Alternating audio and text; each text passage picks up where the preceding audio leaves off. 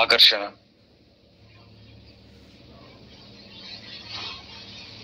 పిల్లగా జాగ్రత్తగా రాసుకోనండి. శాస్త్రం పుట్టక మునుపే, శాస్త్రం అంటే మీరు మళ్ళీ ఏదో అనుకోకండి, సైన్స్. శాస్త్రం పుట్టక మునుపే దేవుడు రాయించిన మహాజ్ఞాన గ్రంథం బైబిల్. ఇందులో ఎన్నో సంగతులు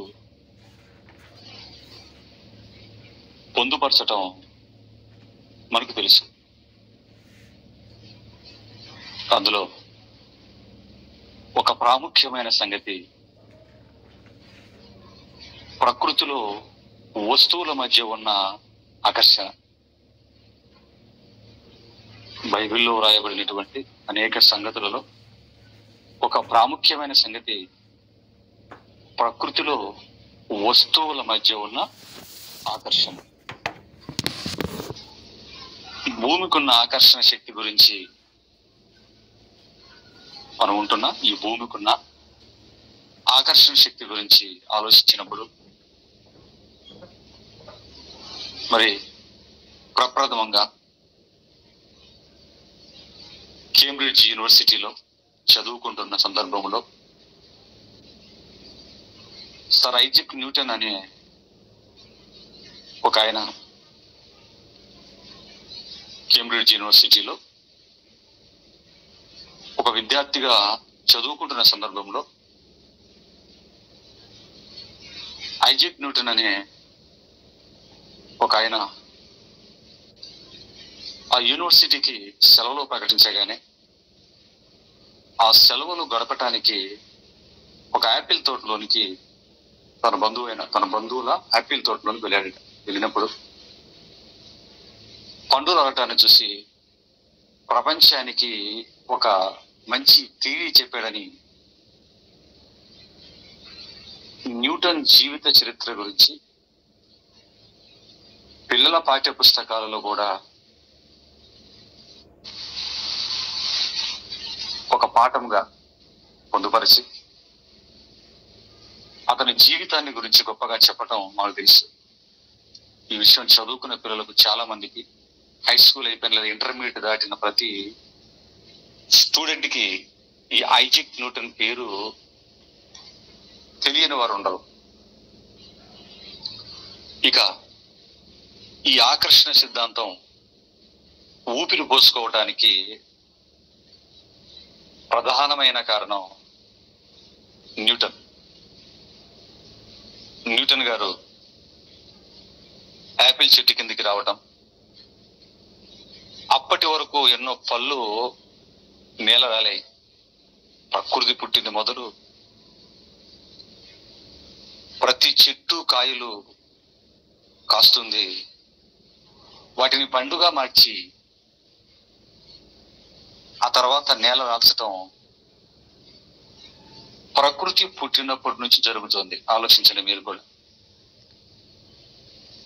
చెట్టు నుంచి కాయ కింద పడటం అనేది పిల్లరా ఐజాక్ న్యూటన్ పుట్టినప్పటి నుంచి స్టార్ట్ అయిన కార్యక్రమం కాదు.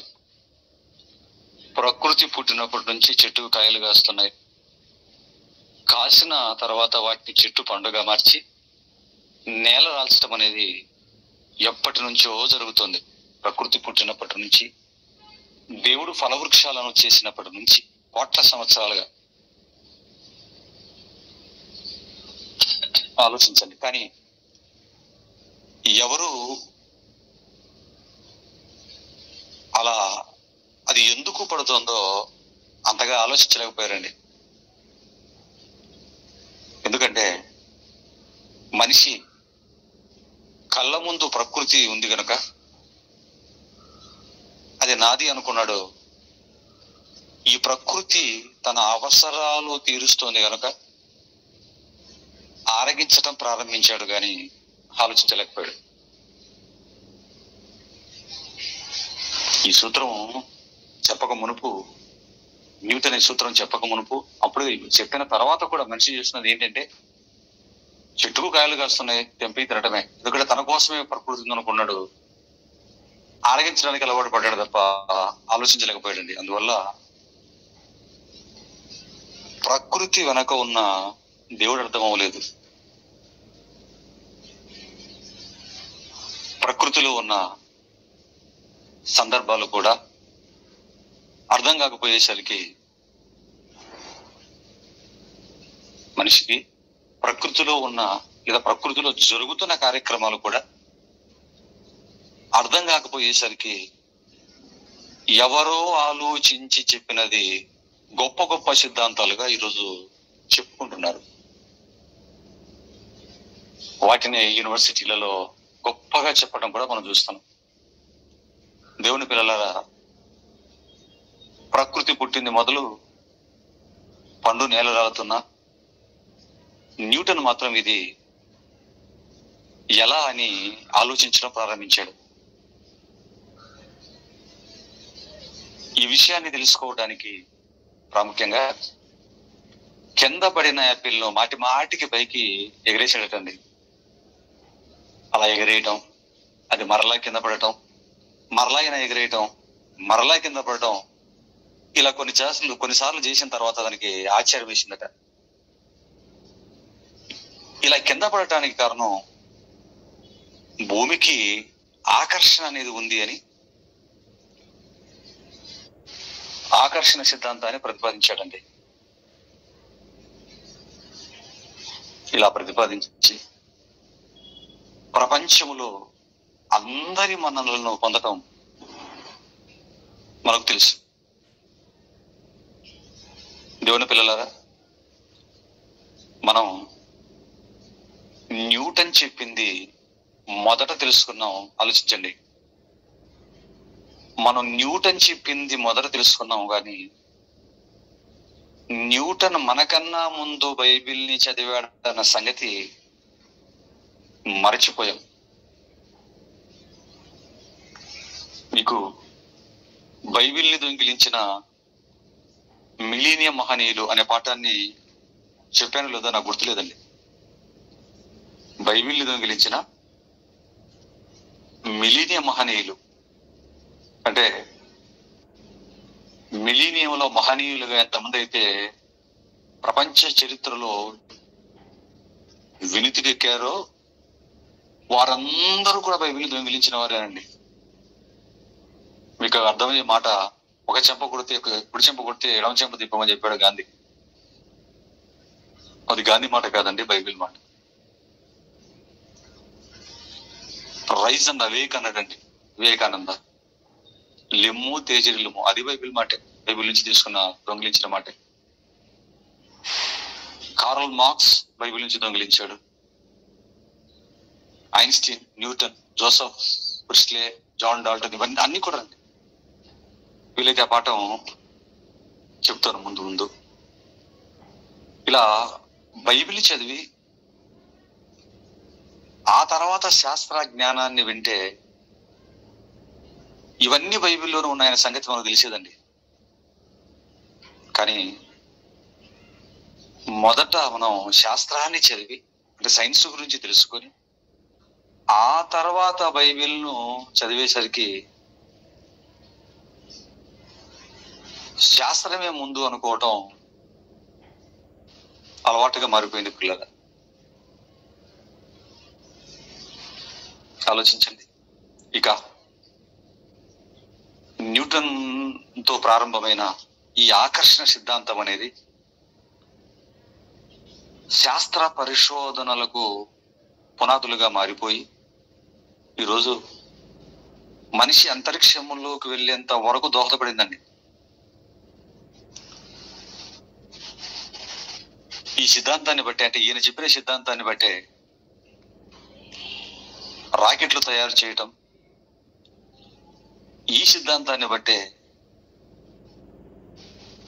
మేఘాల్ని నిర్ణయించటం, ఉపగ్రహాలను వదిలివేయటం, సముద్రంలో ఓడలను తయారు చేయటం, మూడో గమన సూత్రాన్ని బట్టి సముద్రంలో ఓడలు తయారు చేశారటండి. ఉపగ్రహాలను కూడా అంతరిక్షంలోకి ఈరోజు పంపిస్తున్నారు అంటే 5 గమన సూత్రాలు చెప్పాడండి ఆయన. గమన సూత్రాలు చెప్పడం వలన ఒక్కొక్క గమన సూత్రాలను బట్టి, ఒక గమన సూత్రాన్ని బట్టి రాకెట్ ని, మరో గమన సూత్రాన్ని బట్టి ఓడల్ని, స్టీమర్స్ ని, ఏమండి, ఇలా గొప్ప గొప్ప వాటిని మనిషి కనుగొని చాలా పురోభివృద్ధిని సాధించాడు అని ఈరోజు ప్రపంచమంతా వీణలో పొగడడం మనకు తెలుసు. దేవుని పిల్లలారా, ఈ ఆకర్షణ మీదనే దేవుడు ఈ ప్రకృతిని అంతా కలిగించడం బాగా బైబిల్ చదివితే మనకు అర్థమవుతుంది. న్యూటన్ గారు భూమికి ఆకర్షణ శక్తి ఉంది అని మాత్రమే చెప్పాడండి. ఈ భూమికి ఆకర్షణ శక్తి ఉంది అని చెప్పాడు. కానీ జాగ్రత్తగా మనం ఆలోచించగలిగితే ఈ ప్రకృతిని వెలిగించేటప్పుడు దేవుడు భూమి ఒక్కదానికే ఆకర్షణ శక్తిని పెట్టలేదండి. ఈ ప్రకృతిని వెలిగించేటప్పుడు ఈ ప్రకృతిలో ఉంటున్న వస్తువులు, గ్రహాలు, ఉపగ్రహాలు, నక్షత్రాలు, ఇలా ప్రకృతిలో ఉన్న వాటిని అన్నింటినీ దేవుడు ఆకర్షణ మీదే లేదా ఆకర్షణ అనే సిద్ధాంతం పైనే ఆధారపడి ప్రతి దానిని దేవుడు ఈ ఆకర్షణలో ఉంచాడన్న సంగతి మనకు అర్థమవుతుంది. అంతరిక్షంలో ఉన్న ప్రతి వస్తువు అంత చక్కగా అది తన కక్షలో తాను తిరుగుతూ మరలా మరో కక్షలకు కూడా అది తిరిగి రాగలుగుతుందంటే భ్రమణ పరిభ్రమణ జరుగుతున్నాయంటే పిల్లరా. ఆకాశ వస్తు సమూహాల మధ్య ఉన్నటువంటి ఆకర్షణ, ఈ ఆకర్షణను బట్టి దేవుడు సమస్తాన్ని ఉంచాడన్న సంగతి మనకు అర్థమవుతుంది. పిల్లరా, భూమికి ఆకర్షణ శక్తి ఉంది అని మాత్రమే ఈయన చెప్పగలుగుతున్నాడు. కానీ ఈ విశ్వాన్ని దేవుడు ప్రతి దానిని ఒక ఆకర్షణ శక్తిలో పెట్టాడన్న సంగతి ప్రపంచానికి ఇప్పుడిప్పుడు అర్థమవుతుందండి. కాబట్టి దేవుని పిల్లలరా, దేవుడి ప్రకృతిని కలిగించిన విధానాన్ని కూడా మనం చూడగలిగితే ఈ విశ్వం ఎంత పెద్దదంటే మన కంటికి కనబడుతున్నది చాలా తక్కువ అండి.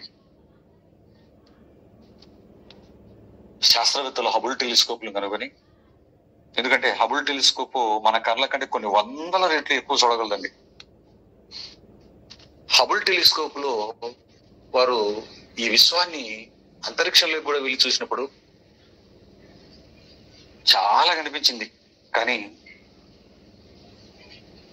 దానికి కనిపించింది ఎంత అంటే మన కళ్ళ కంటే కొన్ని 100,000 రెట్లు ఎక్కువ శక్తి కలిగినటువంటి హబుల్ టెలిస్కోప్ కు ఈ ప్రకృతిలో, ఈ సృష్టిలో కనిపించింది ఎంత అంటే 10% కనిపించిందటండి. హబుల్ టెలిస్కోప్ కి 10% కనిపించిందంటే ఇక మన కంటికి కనిపించింది ఎంతో మీరు ఆలోచించండి. ఇక ఈ విశ్వం ఎంత ఉంటుందో మీరు ఆలోచించండి పిల్లలారా. ఈ విశ్వం ఎంత ఉంటుందో శాస్త్రవేత్తలు చెబుతూ ఈ విశ్వం ఎంత ఉంటుందని చెప్తున్నారంటే వాళ్ళు సముద్రము దగ్గర ఉన్నటువంటి ఇసుకను అంతా తీసుకొని వచ్చి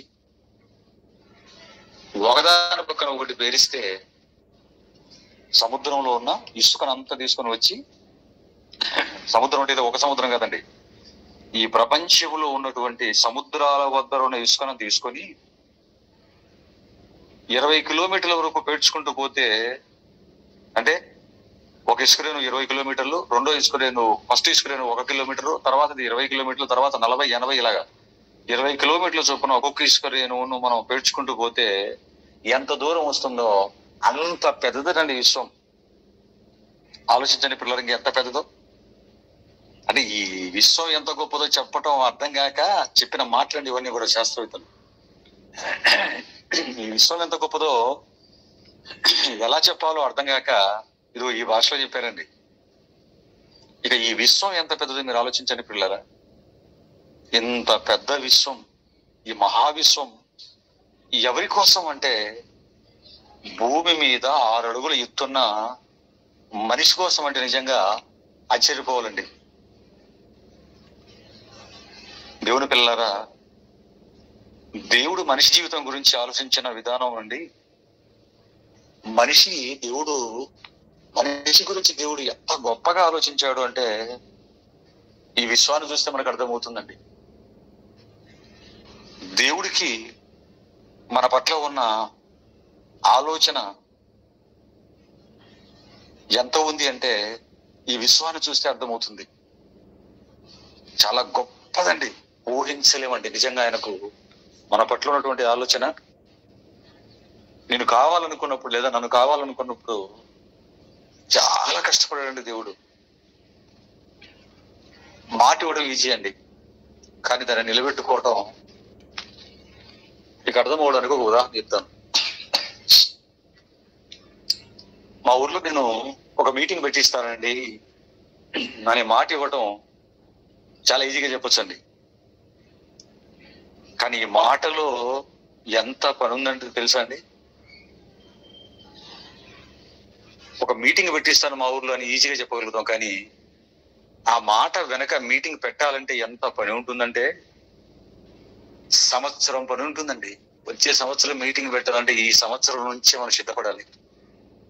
అమౌంట్ చూసుకోవాలి, ఎన్నో పర్మిషన్లు తీసుకోవాలి, చాలా కష్టం పిల్లరా. అంటే మాట ఇవ్వటం ఈజీ, కానీ దాన్ని నెరవేర్చడం చాలా కష్టం. ఇది మనకు అర్థమవుతే మనం కావాలనుకున్నప్పుడు దేవుడు కూడా ఎంత పని చేయాల్సి వచ్చింది తెలుసా పిల్లరా. ఇదిగో ఈ విశ్వాన్ని చేయవలసినంత అవసరం ఏర్పడిందండి. అంతరిక్షంలో ఎన్ని గ్రహాలు ఉంటాయో ఆలోచించండి, నక్షత్రాలు, భూమి మీద ఎన్ని వస్తువులు ఉన్నాయి. ఇవన్నీ అలా అమర్చడానికి దేవుడు వీటి మధ్య పెట్టిందే ఆకర్షణ. ఈ కోటాను కోట్ల నక్షత్రాలని, గ్రహాలని, వీటన్నిటినీ, ఆకాశ సమూహాలన్నింటినీ కూడా అట్టి పెట్టి ఉంచడానికి దేవుడు వీటి మధ్య ఏర్పరిచిందే ఆకర్షణ అండి. ఆకర్షణ బట్టి ఈరోజు అంతరిక్షంలో ప్రతి ఒక్కటి ఉండగలుగుతున్నాయి పిల్లలు. ఇది చెప్పటానికి చాలా చిన్నగా కనిపించవచ్చు, మాట్లాడుకోవడానికి చాలా సింపుల్ గా కనిపించవచ్చు అండి, కానీ జాగ్రత్తగా మనం ఆలోచిస్తే పిల్లరా, ఒక ఎగ్జాంపుల్ చెప్తాను, మీరు ఆలోచించండి. క్రిస్మస్ పండుగ వచ్చినప్పుడు చాలా మంది క్రైస్తవులు ఏం చేస్తుంటారంటే క్రిస్మస్ స్టార్లు పెడుతుంటారండి. క్రిస్మస్ స్టార్లని అంటే ఒక కర్రలతో కట్టి దానిపైన అట్టలతోనో లేకపోతే పేపర్లు అంటించి లోపల ఒక లైట్ పెట్టి, ముఖ్యంగా ఈ విజయవాడ, గుంటూరు ఆ ప్రాంతంలో చాలా విరివిగా పెడతారు ఇవి.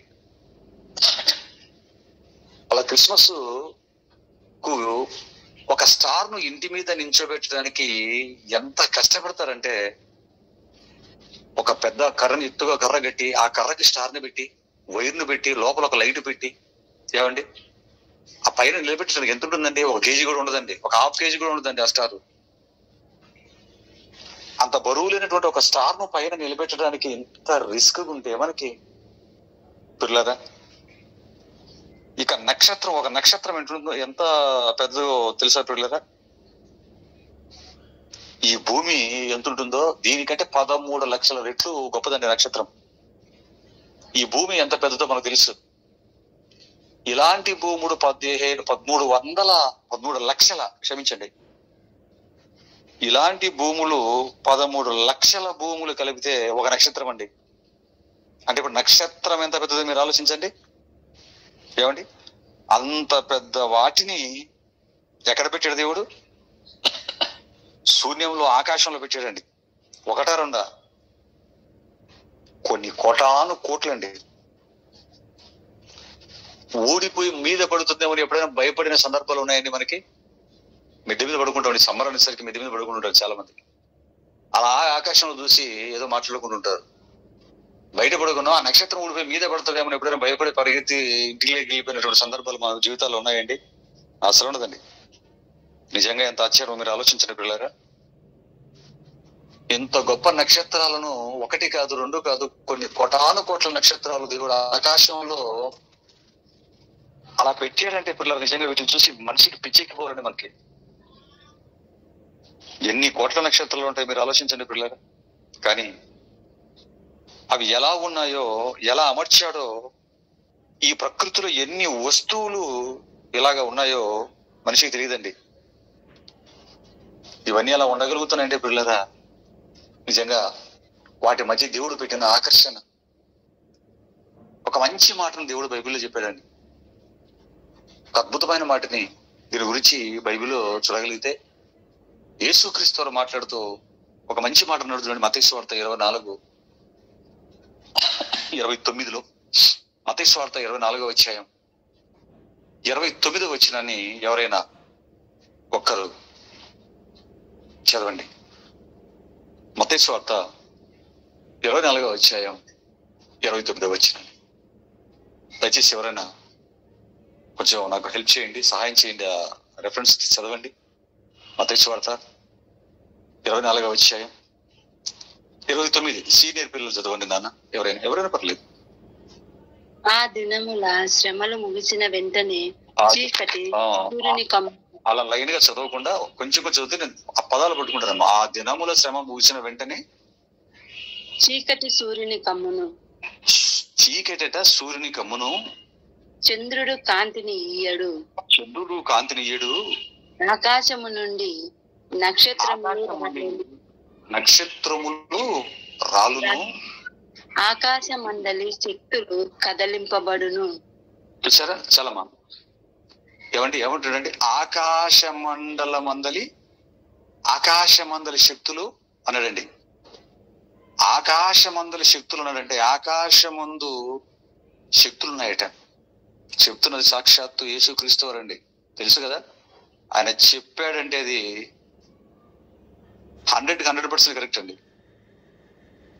ఆకాశమందలి శక్తులు కదిలింపబడును అన్నాడండి. అంటే ఇప్పుడు కదలకుండా అవి అలాగున్నాయి అంటే అర్థం ఏంటో తెలుసా అండి? ఆకర్షణలో ఉన్నాయండి. ఆకాశమందలి శక్తులు కదిలింపబడును అంటున్నాడంటే అవి కదలకుండా అలాగ ఉండగలుగుతున్నాయంటే వాటి మధ్య ఏముందనమాట? ఆకర్షణలో ఉన్నాయి. ఈ విశ్వం అంతా ఎందుకు ఇలా తిరుగుతున్నాయంటే అందులోని వస్తువుల మధ్య ఆకర్షణ ఉంది కాబట్టి అందుకే తిరుగుతున్నాయండి. ఈ విశ్వం చక్కగా ఒక సిస్టమేటిక్ గా ఒక సెకండ్ కూడా తేడా లేకుండా తిరుగుతుంటుంది చూడండి. ఆలోచించండి దేవుని పిల్లలారా, ఆలోచించండి. మనకేమో చక్కగా ఉదయం అవగానే సూర్యుడు రావటం, నైట్ అవగానే చంద్రుడు రావటం, అలాగా చుక్కలు కనిపించడం, అలాగా ఆహ్లాదకరంగా పడుకొని ఒక గంట సేపు ఆలోచించుకుని అలా నిద్రపోతాం మనం. మన కంటికి కనిపించినంత ఈజీగా లేదండి సిస్టమ్. ఒక వాచ్ గురించి మీరు ఆలోచించండి. ఒక వాచ్ ఒక పడుకుని మీరు గడియారం చూసుకుంటున్నారు అనుకోండి, పైన 3 ముళ్ళు కనబడుతుంటాయండి గడియారంలో. కానీ ఆ 3 ముళ్ళు తిరగటానికి ఉన్న సిస్టాన్ని ఒక్కసారి మీరు గడియారం వెనకలకు వెళ్ళి ఆ గడియారం వెనకాల ఉన్నటువంటి ఆ డిప్పర్ విప్పి మీరు చూశారనుకోండి, లేదా మీ వాచ్ విప్పి వెనకాల చూశారనుకోండి, ఎంత గందరగోళంగా ఉంటుందంటే అసలు మనకి ఏం అర్థం అవుతుంది. చక్రాలుగా స్లోగా రన్ అవుతుంటాయి అవి. ఆలోచించండి పిల్లరా. అలాగే టీవీ గురించి కూడా మీరు ఆలోచించండి. టీవీ ముందు కూర్చొని అలా సీరియల్స్, వార్తలు, సినిమాలు చూస్తుంటారండి. కానీ వాటి వెనక చూస్తే తెలుస్తుందండి అదేంటో.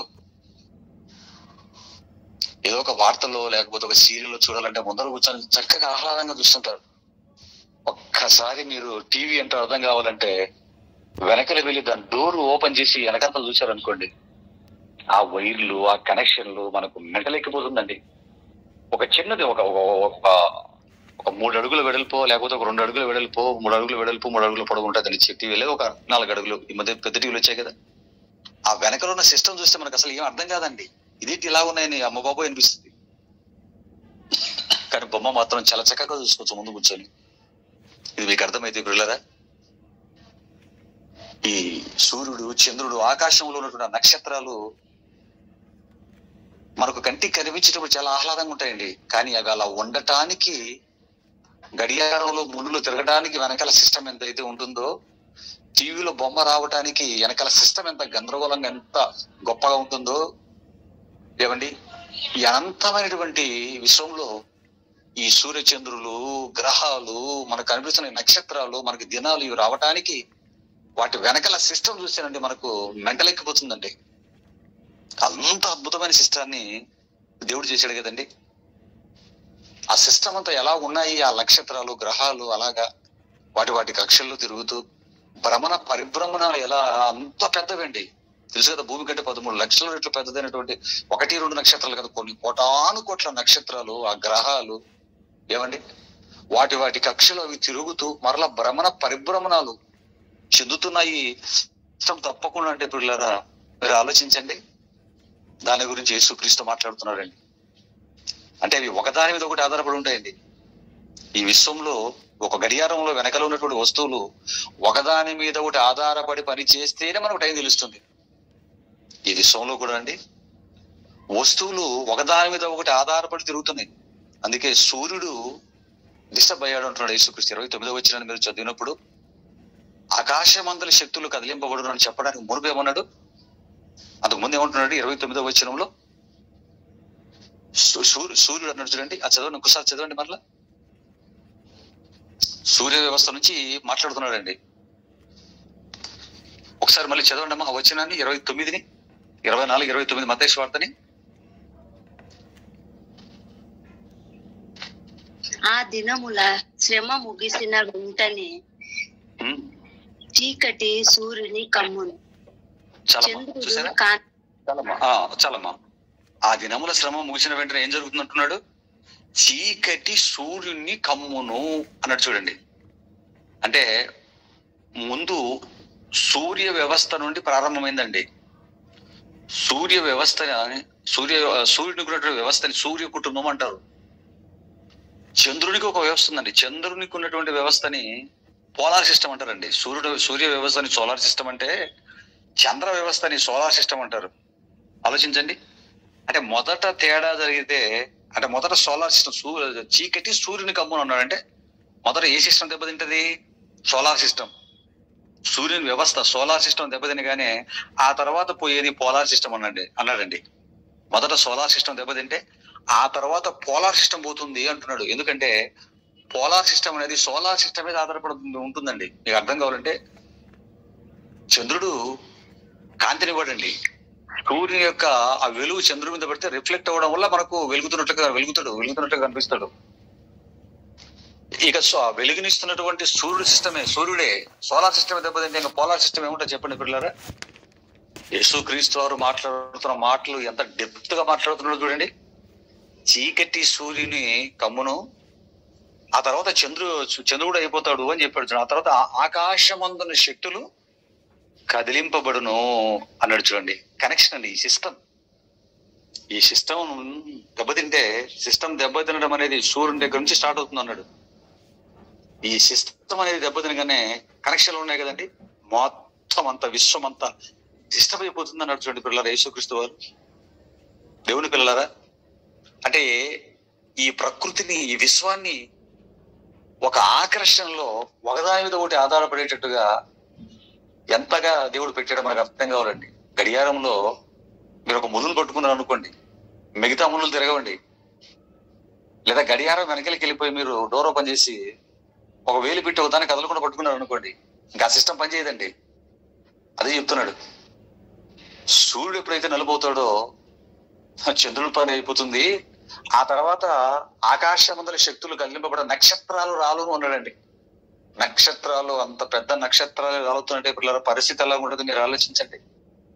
ఇదంతా మనం ఆలోచిస్తున్నప్పుడు దేవుడు ఈ సిస్టాన్ని ఎంత ఉన్నతంగా చేశాడో మనకు అర్థమవుతుందండి పిల్లరా. ఎంత ఉన్నతమైన సిస్టాన్ని ఒక ఆకర్షణ చేత దేవుడు ఇంత అద్భుతంగా నిలబెట్టాడు అంటే ఎందుకు నిలబెట్టాడు? ఎందుకు ఎంత రిస్క్ తీసుకొని దేవుడు ఈ అద్భుతమైన సిస్టాన్ని పెట్టాడో జాగ్రత్తగా ఆలోచించగలిగితే పిల్లరా, మనకు ఇరాకు దేశంలో హ్యాంగింగ్ గార్డెన్స్ ఉంటాయండి. బబులోను అనే పేరు మన బైబిల్లో కనబడుతుంది. హ్యాంగింగ్ గార్డెన్స్ నెబుకద్నెజరు చాలాసార్లు మీరు చెప్పాను మీకు.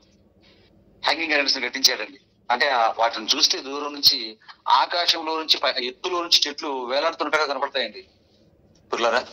దాని ప్రపంచ వింతలో ఒక వింత అన్నారు. అంటే ఎక్కడో ఆ మరలా వాటిని ఒక మెట్లలా కట్టేయండి పైకి. దూరం నుంచి చూస్తే ఆకాశంలో చెట్లు వేలాడినట్లుగా కనపడతాయి, పై నుంచి వేలాడుతూ కనపడతాయండి. దాన్ని చూసి ప్రపంచ వింతల్లో ప్రాచీన 7 వింతల్లో ఒక వింత అన్నారు దేవుని పిల్లరా. జస్ట్ కనిపించేటట్లుగా కట్టిన వాడి గురించి మాట్లాడాలి ఏమండి. ఈ భూమి గురించి మీరు ఒకసారి ఆలోచిస్తే పిల్లరా, ఈ భూమిని దేవుడు ఎక్కడ పెట్టాడని మనం చూడగలిగితే శూన్యంలో వేలాడదీశాను అంటాడు 26:7లో. ఏమండి, ఒక శూన్యంలో దేవుడు భూమిని వేలాడదీశాడండి.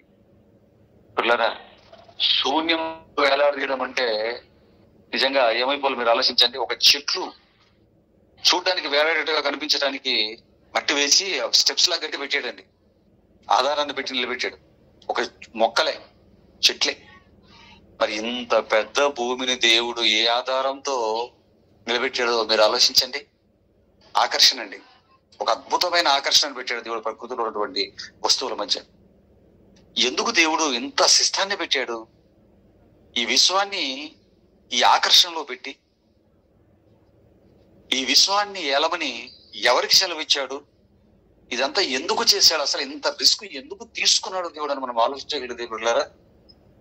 ఒకసారి మీరు కీర్తనల గ్రంథం 8వ అధ్యాయం 4వ వచనం, 5వ వచనం, 6, 7, 8 వచనాలను జాగ్రత్తగా మనం చూడగలిగితే, కీర్తనల గ్రంథం జాగ్రత్తగా చూడండి. 8వ అధ్యాయం కీర్తనల గ్రంథం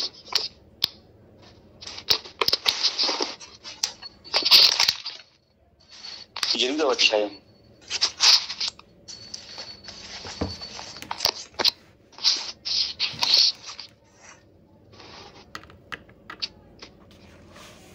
1 సెకండ్ అండి, కరెంట్ లేదు, చాలా ఇబ్బందిగా ఉంది నాకు.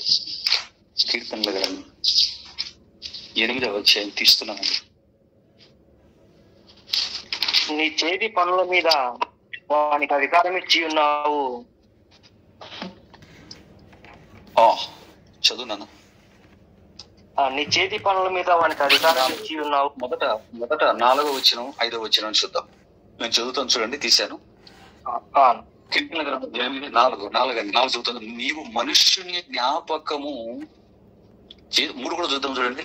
నీ చేతి పని అయిన నీ ఆకాశములను నీవు కలుగ చేసిన చంద్ర నక్షత్రములను నేను చూడగా. నీవు మనిషిని జ్ఞాపకం చేసుకున్నటకు వాడేపాటి వాడు? నీవు నరపుత్రుని దర్శించుటకు వాడేపాటి వాడు? దేవుని కంటే కొంచెం తక్కువ అనిగా వాని చేసి ఉన్నావు. మహిమా ప్రభావములతో వానికి కిరీటము ధరింపచేసి నీ చేతి పనుల వానికి అధికారం ఇచ్చి ఉన్నావు అన్నట్టు చూడండి పిల్లల. 8వ వచనానికి రండి. సముద్ర మార్గములలో సంచరించు వాటన్నింటినీ వాని పాదముల క్రింద నీవు ఉంచి ఉన్నావు అన్నాడు చూడండి. ఏమండి పిల్లరా, ఈ ప్రకృతిని ఎక్కడ పెట్టాడట? ఎక్కడ పెట్టాడని చెప్తున్నాడు? సముద్ర మార్గములలో సంచరించు వాటన్నింటినీ, భూమి మీద ఉన్న వాటిని, సముద్ర మార్గంలో ఉన్న వాటిని అన్నింటినీ ఎక్కడ పెట్టాడు అన్నాడు? ఏదో వచ్చా వాని పాదముల క్రింద నీవు ఉంచి ఉన్నావు అన్నాడు చూడండి. బాగా వచ్చినాన్ని మనం ఆలోచించగలిగితే, ఎవరైనా గొప్ప వాళ్ళ దగ్గరికి మనం వెళ్ళేటప్పుడు ఏమండి బహుమానాలు తీసుకెళ్తుంటారు. వాటిని ఎక్కడ పెడతారండి? గొప్ప దగ్గర తీసుకెళ్ళిపోయి వారి పాదాల దగ్గర పెడతారండి. వారి పెడుతుంటారు. దేవుడు కూడా అండి ఈ ప్రపంచ విశ్వాన్నంతా కలిగించి ఎక్కడ పెట్టాడట? మన పాదాల కింద పెట్టాడట. మన పాదాల కింద పెట్టి, అంటే పాదాల కింద ఈ ప్రకృతిని పెట్టి, పైన చదివాం చేతుల్లోకి అధికారాన్ని ఇచ్చాడు, తల మీద కిరీటాన్ని పెట్టాడట. ఆ మాటలు 4 నుంచి 8 వరకు చదివితే ఇవే కనపడతాయి మనకు. ప్రకృతిని పాదాల కింద పెట్టి చేతుల్లోకి అధికారం ఇచ్చి తల మీద కిరీటాన్ని పెట్టాడట. ఈ అధ్యాయం అంతా చదువుతుంటే అదే ఉంటుందండి. ఏమండి, దేవుడు మనిషిని ఎంత గొప్పగా సన్మానించాడో చూడండి పిల్లారా. తల మీద మహిమా కిరీటాన్ని పెట్టి పాదాల కింద ప్రపంచాన్ని పెడితేనండి, ఈ ప్రపంచంలో పుట్టిన మనిషి ఆయన పరువును నిలబెట్టాడంటారా, తీశాడంటారా? దేవుడు పరువు తీశాడు కదండి. అవునా కదా? మీరు ఆలోచించండి పిల్లారా. దేవుడు ఇంత ఉన్నతంగా పెడితేనండి మనిషికి అర్థం కాలేదండి. కాబట్టి పాదాల కింద పెట్టాడని చదివితే, చెట్టు దగ్గర నిలబడితే చెట్టుకున్న పండు రాలి ఎక్కడ పడుతుందో మీరు బాగా ఆలోచించండి. సరిగ్గా పాదాల దగ్గరే పడుతుందండి. చెట్టుకున్న పండు ఒక యాపిల్ పండే కాదు, ఏ పండైనా చెట్టుకున్న ఏ పండైనా ఒక చెట్టు దగ్గర నిలబడినప్పుడు ఆ పండు రాలితే ఎక్కడ పడాలి? అది చెట్టు దగ్గర ఉన్న పండు, చెట్టు మీద ఉన్న పండు కింద పడితే ఎక్కడ పడాలి? మన పాదాల దగ్గరే పడాలండి, అక్కడే పడాలి. ఇక ఎందుకంటే దేవుడు పెట్టిన సిస్టమ్. ఒకవేళ చెట్టు దగ్గర మనం నిలబడుకుంటే పండు రాలగానే అలా పైకి వెళ్ళిపోతుంది అనుకోండి, అలా పండు చెట్టు దగ్గర నుంచి అలా రాలగానే అటు నుంచి పైకి వెళ్ళిపోతుంది అనుకోండి, అప్పుడు మనం ఏం తినాలి? ఆలోచించండి. యాపిల్ పళ్ళు, ఈ జామ పళ్ళు, మామిడి పండు, అరటి పళ్ళు, ఏమండి ఇవన్నీ అలా పైకి వెళ్ళిపోతున్నాయి అనుకోండి పిల్లరా, ఇక మనం ఏం తినాలి? ఏం తింటాం? మన పళ్ళు మనం కొరుక్కోవాలండి. మన పళ్ళు మనం కొరుక్కోవడం తప్ప ఆ పళ్ళని ఏం తినగలం చెప్పండి పిల్లరా? అది నీ చేతికి రావాలన్నా, నీ నోటిలోకి, నీ పంటి కింద నలగాలి అన్నా, నీ పొట్టలోనికి వెళ్ళాలి అన్నా పిల్లరా, మొదట ఆ పండు ఎక్కడ పడాలి? మన పాదాల కింద పడాలండి. ఆలోచించండి దేవుని పిల్లరా. అంతరిక్షంలో వెళ్ళిన శాస్త్రవేత్తలండి, అంతరిక్షంలోకి వెళ్ళిన తర్వాత వారు ఆ బ్రష్ చేసుకుంటున్నటువంటి నీళ్లు ఇలా చేసుకుందామని నోట్లో పోసుకుని నోట్లో నుంచి ఇలా ఉమ్మితే అది గాల్లో అక్కడెక్కడ తిరుగుతుంటాయండి. అందుకే వాళ్ళు ఏం చేస్తారంటే, అసలు స్పేస్ లోకి వెళ్ళడానికి ఫస్ట్ స్పేస్ షూట్ కొన్ని కోట్ల రూపాయలు. ఆ తర్వాత మళ్ళీ ఏం చేస్తారు తెలుసా, వాళ్ళు ఉమ్మిన వాటిని మరలా పీల్చుకోవడానికి ఒక యంత్రం లాంటిది చేతితో పడుకోవడం, ఇలా నీళ్లు ఉమ్మేసి ఈ యంత్రం నిలబెడితే ఆ యంత్రంలోకి వెళ్ళిపోతాయి నీళ్లు. పిల్లరా, నిజంగా మనం బ్రష్ చేసుకోవాలి అంటే భూమి మీద ఇలా నీళ్లు మన నోట్లోంచి ఉమ్మగానే అవి పైన మన చుట్టూ తిరుగుతున్నాయి అనుకోండి, ఎంత కష్టమో మీరు ఎలా ఉంటుందో మీరు ఆలోచించండి. ఆ తిరుగుతున్నటువంటి నీటిని ఉమ్మేసి కడుక్కొని స్నానం చేసుకుంటూ మరలా వాటిని పీల్చుకోవడానికి ఒక యంత్రాన్ని చేతిలో పట్టుకోవాలంటే ఎంత ఖర్చు అవుతుందో, ఎంత ఘోరంగా ఉంటుందో పరిస్థితి, మన బ్రతుకు ఎలా మారిపోతుందో మీరు ఒకసారి ఆలోచించండి పిల్లరా. అంత స్తోమత మనకు లేదని తెలిసే అంతరిక్షంలో ఉన్నటువంటి వాతావరణ విధానాన్ని భూమి మీద పెట్టకుండా దేవుడు ఏం చేశాడంటే, గ్రహాల మధ్య ఉన్నటువంటి భూమికి, ఆ గ్రహాలకి భూమికి మధ్య ఆకర్షణ పెట్టడమే కాకుండా, అంతరిక్షానికి భూమికి మధ్య ఆకర్షణ పెట్టడమే కాకుండా, మరలా భూమి మీద భూమికి ఒక ప్రత్యేకమైన ఆకర్షణ ఇచ్చాడండి. ఎందుకు? ఆయన పిల్లలమైన మన కోసం. ఒకవేళ చెట్టుకున్నటువంటి కాయలు అలా తిరుగు పైకి దేవుడు భూమికి ఆకర్షణ శక్తి పెట్టలేదు అనుకోండి, కేవలం సూర్యుడికి భూమికి, ఏమంటే చంద్రుడికి భూమికి వీటి మధ్య కూడా ఆకర్షణ శక్తి, నక్షత్రాలకు భూమికి ఈ ఆకర్షణ మాత్రం పెట్టి వదిలేశాడు అనుకోండి, చెట్టుకున్నటువంటి కాయలు అలా రాలగానే అలా పైకి వెళ్ళిపోతే మన కడుపు ఎలా నిండుతుందో మీరు ఆలోచించండి పిల్లరా. అందుకేనండి, ఇదంతా జరగాలి, మన కడుపు నిండాలి అంటే ఈ విశ్వంలో గ్రహాల, అంతరిక్షాల మధ్య ఉన్నటువంటి ఆకర్షణ మాత్రమే కాకుండా ప్రత్యేకముగా భూమికి ఈ ఆకర్షణను పెట్టాలి. ఈ ఆకర్షణ, భూమికి ఉన్నటువంటి ఈ ఆకర్షణ మిగతా గ్రహాలకు ఉండదండి. ఆలోచించండి పిల్లరా, ఎంత కష్టంగా ఉంటుందో. అందుకేనండి, ఈ విశ్వానికి ఆకర్షణ ఉండాలి, ఈ భూమికి కూడా ఆకర్షణ ఉండాలి. ఈ విశ్వంలో ఉన్న ప్రతిదానికి ఆకర్షణ అవసరం పిల్లరా. దేవుడు పెట్టిన సిస్టమ్ అందుకే ఇది. ఈ భూమి మీద ఉన్న మనకి, భూమి మీద మనల్ని పెట్టాడు, ఈ భూమికి ఆకర్షణ ఇచ్చాడు. ఎందుకో తెలుసా అండి? నీ ఆకలిని తీర్చటానికి, మన ఆకలి తీర్చటానికి. భూమికి ఆకర్షణ లేకపోతే పండు పదాల దగ్గర పడుతుందంటారా? ఆలోచించండి. న్యూటన్ చెప్పాడండి, ఏమని చెప్పాడు న్యూటను? ఈ భూమికి ఆకర్షణ శక్తి ఉంది అన్నాడు. ఈ భూమికి ఆకర్షణ శక్తి ఉంది అని చెప్పాడు. ఏమండి, ఉన్నది చెప్పాడా లేనిది చెప్పాడా? ఉన్నది చెప్పాడా లేనిది చెప్పాడా? ఉన్నది చెప్పాడండి, ఉన్నది చెప్పాడండి. అక్కడ ఏముందో ఏమండి, ఉన్నది చెప్పటం కష్టమా అండి? ఆ బావిలో నీళ్లు ఉన్నాయో లేదో చూసి రాపో అన్నాం అనుకోండి, చూసి అక్కడ నీళ్లు ఉన్నాయనుకో, నీళ్లు ఉన్నాయి అని చెప్పడం కష్టమా అండి? నీళ్లు లేవు అని చెప్పడం కష్టమా అండి? బావిలో నీళ్లు ఉన్నాయనుకో, ఆ బావిలో నీళ్లు ఉన్నాయో లేదో చూసి రాపోయినా అన్నాం అనుకోండి, వెళ్ళిపోయి నీళ్లు ఉన్నాయనుకోండి, నీళ్లు ఉన్నాయండి అని చూసి వచ్చి చెప్పడం కష్టమా అండి? ఆలోచించండి పిల్లరా. ఉన్న వాటిని చూసి చెప్పడం అనేది పెద్ద గొప్ప అండి? అది కాదండి గొప్ప అంటే, అది కాదండి. న్యూటన్ ఏం చేశాడంటే, శాస్త్రవేత్త ఉన్న వాటిని చూసి చెప్పాడు గాని ఉన్నదాని వెనకాల ఉన్నవాడు గురించి చెప్పలేకపోయాడండి. ఆయనే దేవుడు అండి. ఈ న్యూటన్ ఉన్న వాటి గురించి చెప్పాడే తప్ప ఉన్నదాని వెనకాల ఉన్నవాడి గురించి చెప్పలేకపోయాడు. గురించి ఆకర్షణ అన్నాడు. ఎలా ఉన్నది, ఎవరు పెడితే ఉన్నది, ఎందుకు ఉన్నది, ఇవన్నీ పట్టించుకోలేదండి న్యూటన్. ఆలోచించండి పిల్లరా. ఆకర్షణ ఉంది అనగానే ఆయనకి ఇంగ్లాండ్ సర్ అని ఒక బిరుదిచ్చి ఎంత గొప్ప చేసిందంటే మరణించేంత వరకు ఇంగ్లాండ్ పార్లమెంట్ లో నీకు పర్మనెంట్ సీట్ అన్నారండి. ప్రపంచంలో ఎక్కడ చూసినా కూడా ఆయన బొమ్మలు, ఆయన ఫోటోలు విద్యా వ్యవస్థలలో ఎంత గొప్ప చేశారు, ఎంత ఇప్పటికీ ఆయన పొగుడుతున్నారో పిల్లలు మీరు ఆలోచించండి. చాలా పొగుడుతుంటారండి. కానీ ఈ న్యూటన్ ఆకర్షణ ఉన్నది అని చెప్పి, భూమికి ఆకర్షణ ఉంది అన్నాడు తప్ప అది ఎలా ఉంది, ఎవరు పెడితే ఉంది, అసలు ఎందుకు ఉంది, ఇవన్నీ పట్టించుకోలేదండి న్యూటన్. న్యూటనే కాదండి, ఈ ప్రపంచం కూడా ఆలోచించలేకపోయింది పిల్లరా. ఉన్నవాన్ని గురించి చెప్పడమే మన వంతండి. ఈ ఆకర్షణ వెనకాల ఉన్నది ఈ సమాజానికి తెలియలేదండి. ఈ ఆకర్షణ, భూమికి ఉన్నటువంటి ఆకర్షణ వెనక ఎవరున్నారో ఈ సమాజానికి అర్థం కాదు కదా. ఇప్పుడు చెప్పండి పిల్లరా, సమాజానికి ఆకర్షణ సిద్ధాంతం వెళ్ళింది కానీ దేవుని గురించిన వార్త వెళ్ళిందంటారా? న్యూటన్ చెప్పలేకపోయాడు. న్యూటన్ చెప్పండి ఉన్నవాని గురించి. ఆకర్షణ గురించి చెప్పటం చాలా చిన్నదండి. దాన్ని పెట్టిన దేవుని గురించి చెప్పటం చాలా గొప్పది పిల్లరా. ఆలోచించండి. ఆకర్షణ, ఈ భూమికి ఆకర్షణ ఉంది అని చెప్పడం అనేది చాలా చిన్నదండి. కానీ దాన్ని పెట్టిన ఉన్నవాడిని గురించి చెప్పడం అనేది చాలా గొప్పది పిల్లరా. ఆలోచించండి.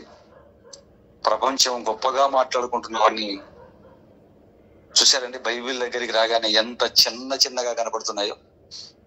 ప్రపంచం ఏదైతే గొప్పగా మాట్లాడుకుంటుందో బైబిల్ దగ్గరికి రాగానే, బైబిల్ అర్థం అవగానే అవన్నీ చాలా చిన్నగా కనపడతాయి పిల్లరా.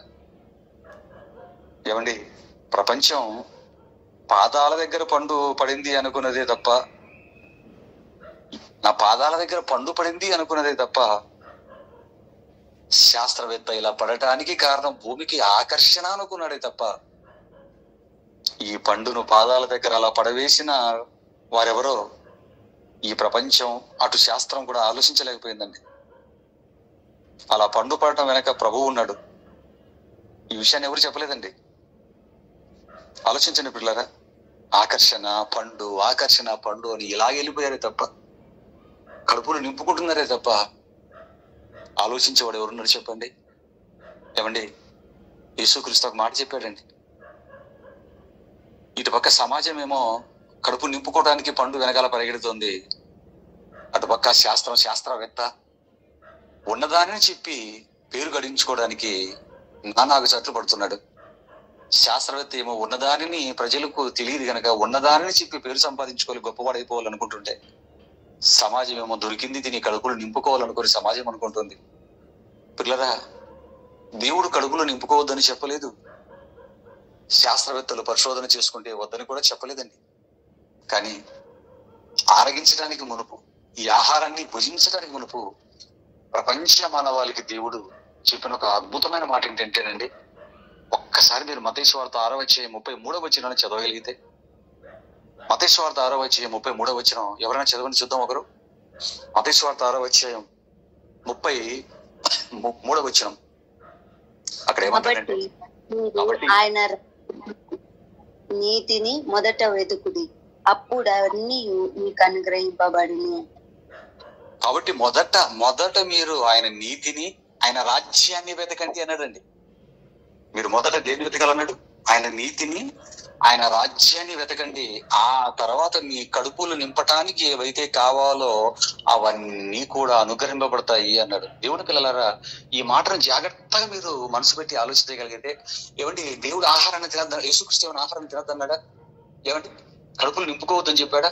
తినండి, నింపుకోండి, అవసరతలు తీర్చుకోండి. మీ కడుపులో నింపడానికి ఆహారాన్ని పెట్టాను, మీ అవసరతలు మీ ఒళ్ళు కప్పుకోవడానికి బట్టలు ఇచ్చాను, మీ తల మీద నీడ పెట్టుకోవడానికి నివాసానికి కావాల్సిన సమస్త వస్తువులను సామగ్రిని మీకు అనుగ్రహించాను. కానీ మీరు వాటిని వాడుకోవద్దు, మీరు తినొద్దు అని చెప్పలేదండి.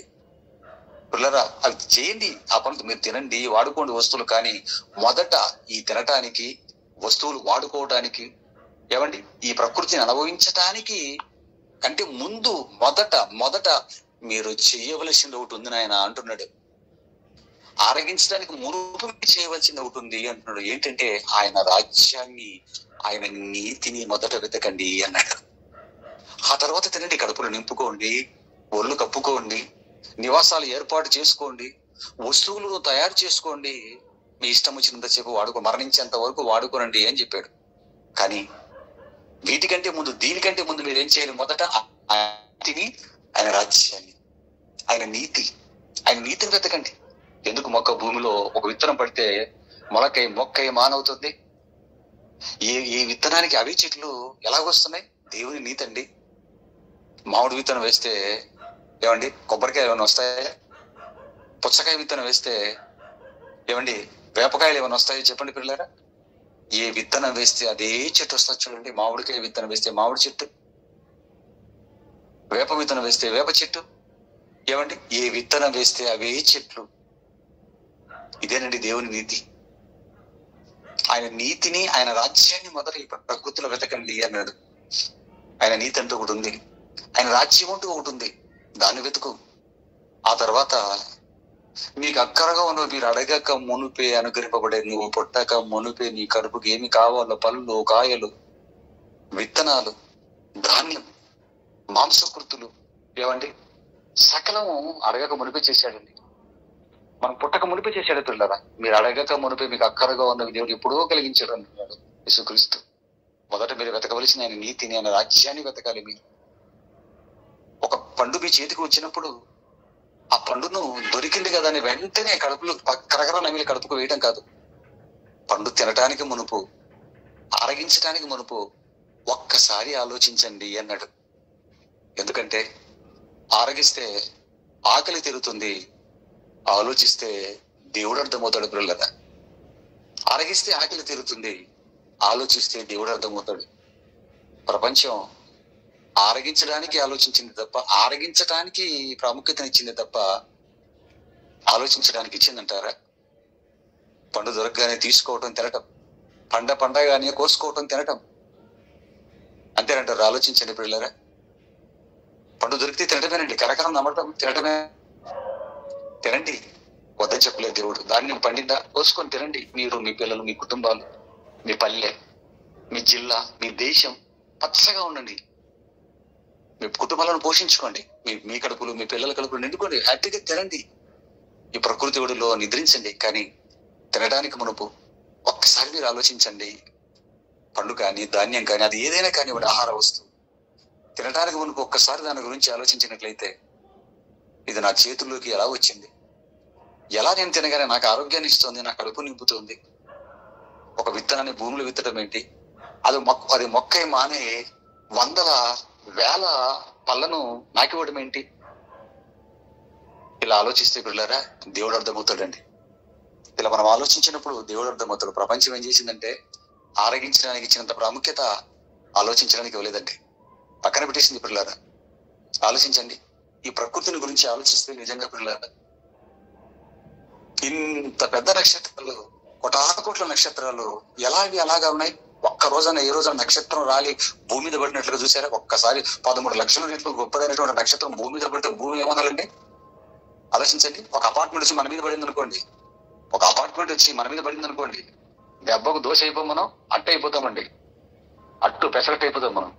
అటువంటి నక్షత్రం పడింది అనుకోండి, 13 లక్షల రెట్లు పెద్దదైనటువంటి నక్షత్రం ఈ భూమి మీద పడింది అనుకోండి, మన బ్రతుకులు ఏమైపోతారు? మీరు ఒక్క నక్షత్రం చాలండి.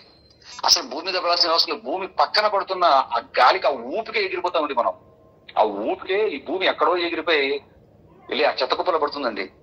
అంత పెద్ద నక్షత్రం ఏ రోజైనా రాలినట్లుగా మనం చూడగలం పిల్లరా. కానీ మనిషి ఆలోచించాడండి, ఇంత పెద్ద నక్షత్రం కోటానుకోట్ల నక్షత్రంలో పైన ఎలా పెట్టాడు? నిజంగా ఇలా ఆలోచించగలిగితే పిల్లరా చాలా అర్థమవుతాడండి దేవుడు, చాలా అర్థమవుతాడు. ఎక్కడ నక్షత్రం, ఎక్కడ సూర్య కుటుంబం, ఎక్కడ చంద్రుడు, ఎక్కడ భూమి, ఎక్కడ భ్రమణ పరిభ్రమణాలు, అసలు సిస్టమ్ అంతా ఏంటో ఆలోచించండి పిల్లలారా. ఏమండి, ఆ ప్రకృతిలో అన్ని కోటాను కోట్ల నక్షత్రాలు గ్రహాల మధ్య ఈ భూమి ఒక చిన్న రేణువులో ఉంటుందండి. ఒక రేణువు, చిన్న రేణువు అండి. అసలు అంత రేణువు, అంత గొప్ప గొప్ప వాటి మధ్య రేణువులు పెట్టి, వాటి మధ్య అన్నిటి మధ్య కూడా ఆకర్షణ పెట్టి, మరలా భూమికి ఆకర్షణ పెట్టి, అందులో ఆ చెట్టుకు కాయలు వస్తే, పండు వస్తే, ఆ పండు కింద పడితే మన పాదాల చెంత పడాలి. ఎవరు చేశారు సిస్టాన్ని? ఆలోచించండి పిల్లరా. కేవలం నక్షత్రాలని గ్రహాలని కలిగించి వాటి మధ్య ఆకర్షణ పెట్టి దేవుడు వదిలేసాడు అనుకోండి, భూమికి ఆకర్షణ పెట్టలేదు అనుకోండి, కేవలం ఫలవృక్షాలను మాత్రం పెట్టాడు అనుకోండి, చెట్టు నుంచి తెగిన పండు పైకి వెళ్ళిపోతుంటే మన ఆకలి తీరేది ఎలా చెప్పండి పిల్లలు? ఎలా మనం ఆకలి తీరాలో మీరు ఆలోచించండి. ధాన్యం కోయగానే గాలు అలా పైకి వెళ్ళిపోతుంది అనుకోండి, కోసినట్లే మన ఆకలి ఎలా తీరుతుంది చెప్పండి పిల్లల? ఎలా తిరుగుతుంది మీరు ఆలోచించండి. ఏమండి, చేయటం ఒక ఎత్తు, సిద్ధపరచడం ఒక ఎత్తు. అమ్మ వంట చేస్తుందండి, చేయటం ఒక ఎత్తు, ప్లేట్లో పెట్టడం ఒక ఎత్తు, మన నోటికి నిజంగా దేవుడు ప్రకృతిని కేవలం చేసి చేతులు దులుపుకున్నాడు అనుకోండి, ఈ భూమికి ఆకర్షణ పెట్టలేదు అనుకోండి, మన పరిస్థితి ఏంటో మీరు ఆలోచించండి. ఎంత సిస్టమ్ ఎందుకేనండి ప్రవక్త దీని గురించి పరిశుద్ధాత్మ ప్రేరణతో ఒక అద్భుతమైన రాశాడు, ఒక మాట రాశాడండి. పెద్ద ప్రవక్తలో ఒక ప్రవక్త అయినటువంటి యెషయా ప్రవక్త పరిశుద్ధాత్మ ప్రేరణతో ఒక మాట రాశాడండి. చదువుతారా మాట? యెషయా గ్రంథం 45వ అధ్యాయం 18వ వచనాన్ని మీరు ఒకసారి చూడగలిగితే, యెషయా గ్రంథం 45వ అధ్యాయం. ఆకాశమునకు సృష్టికర్త దేవుడు ఆయన భూమిని కలుగజేసి దాన్ని స్థిరపరచెను.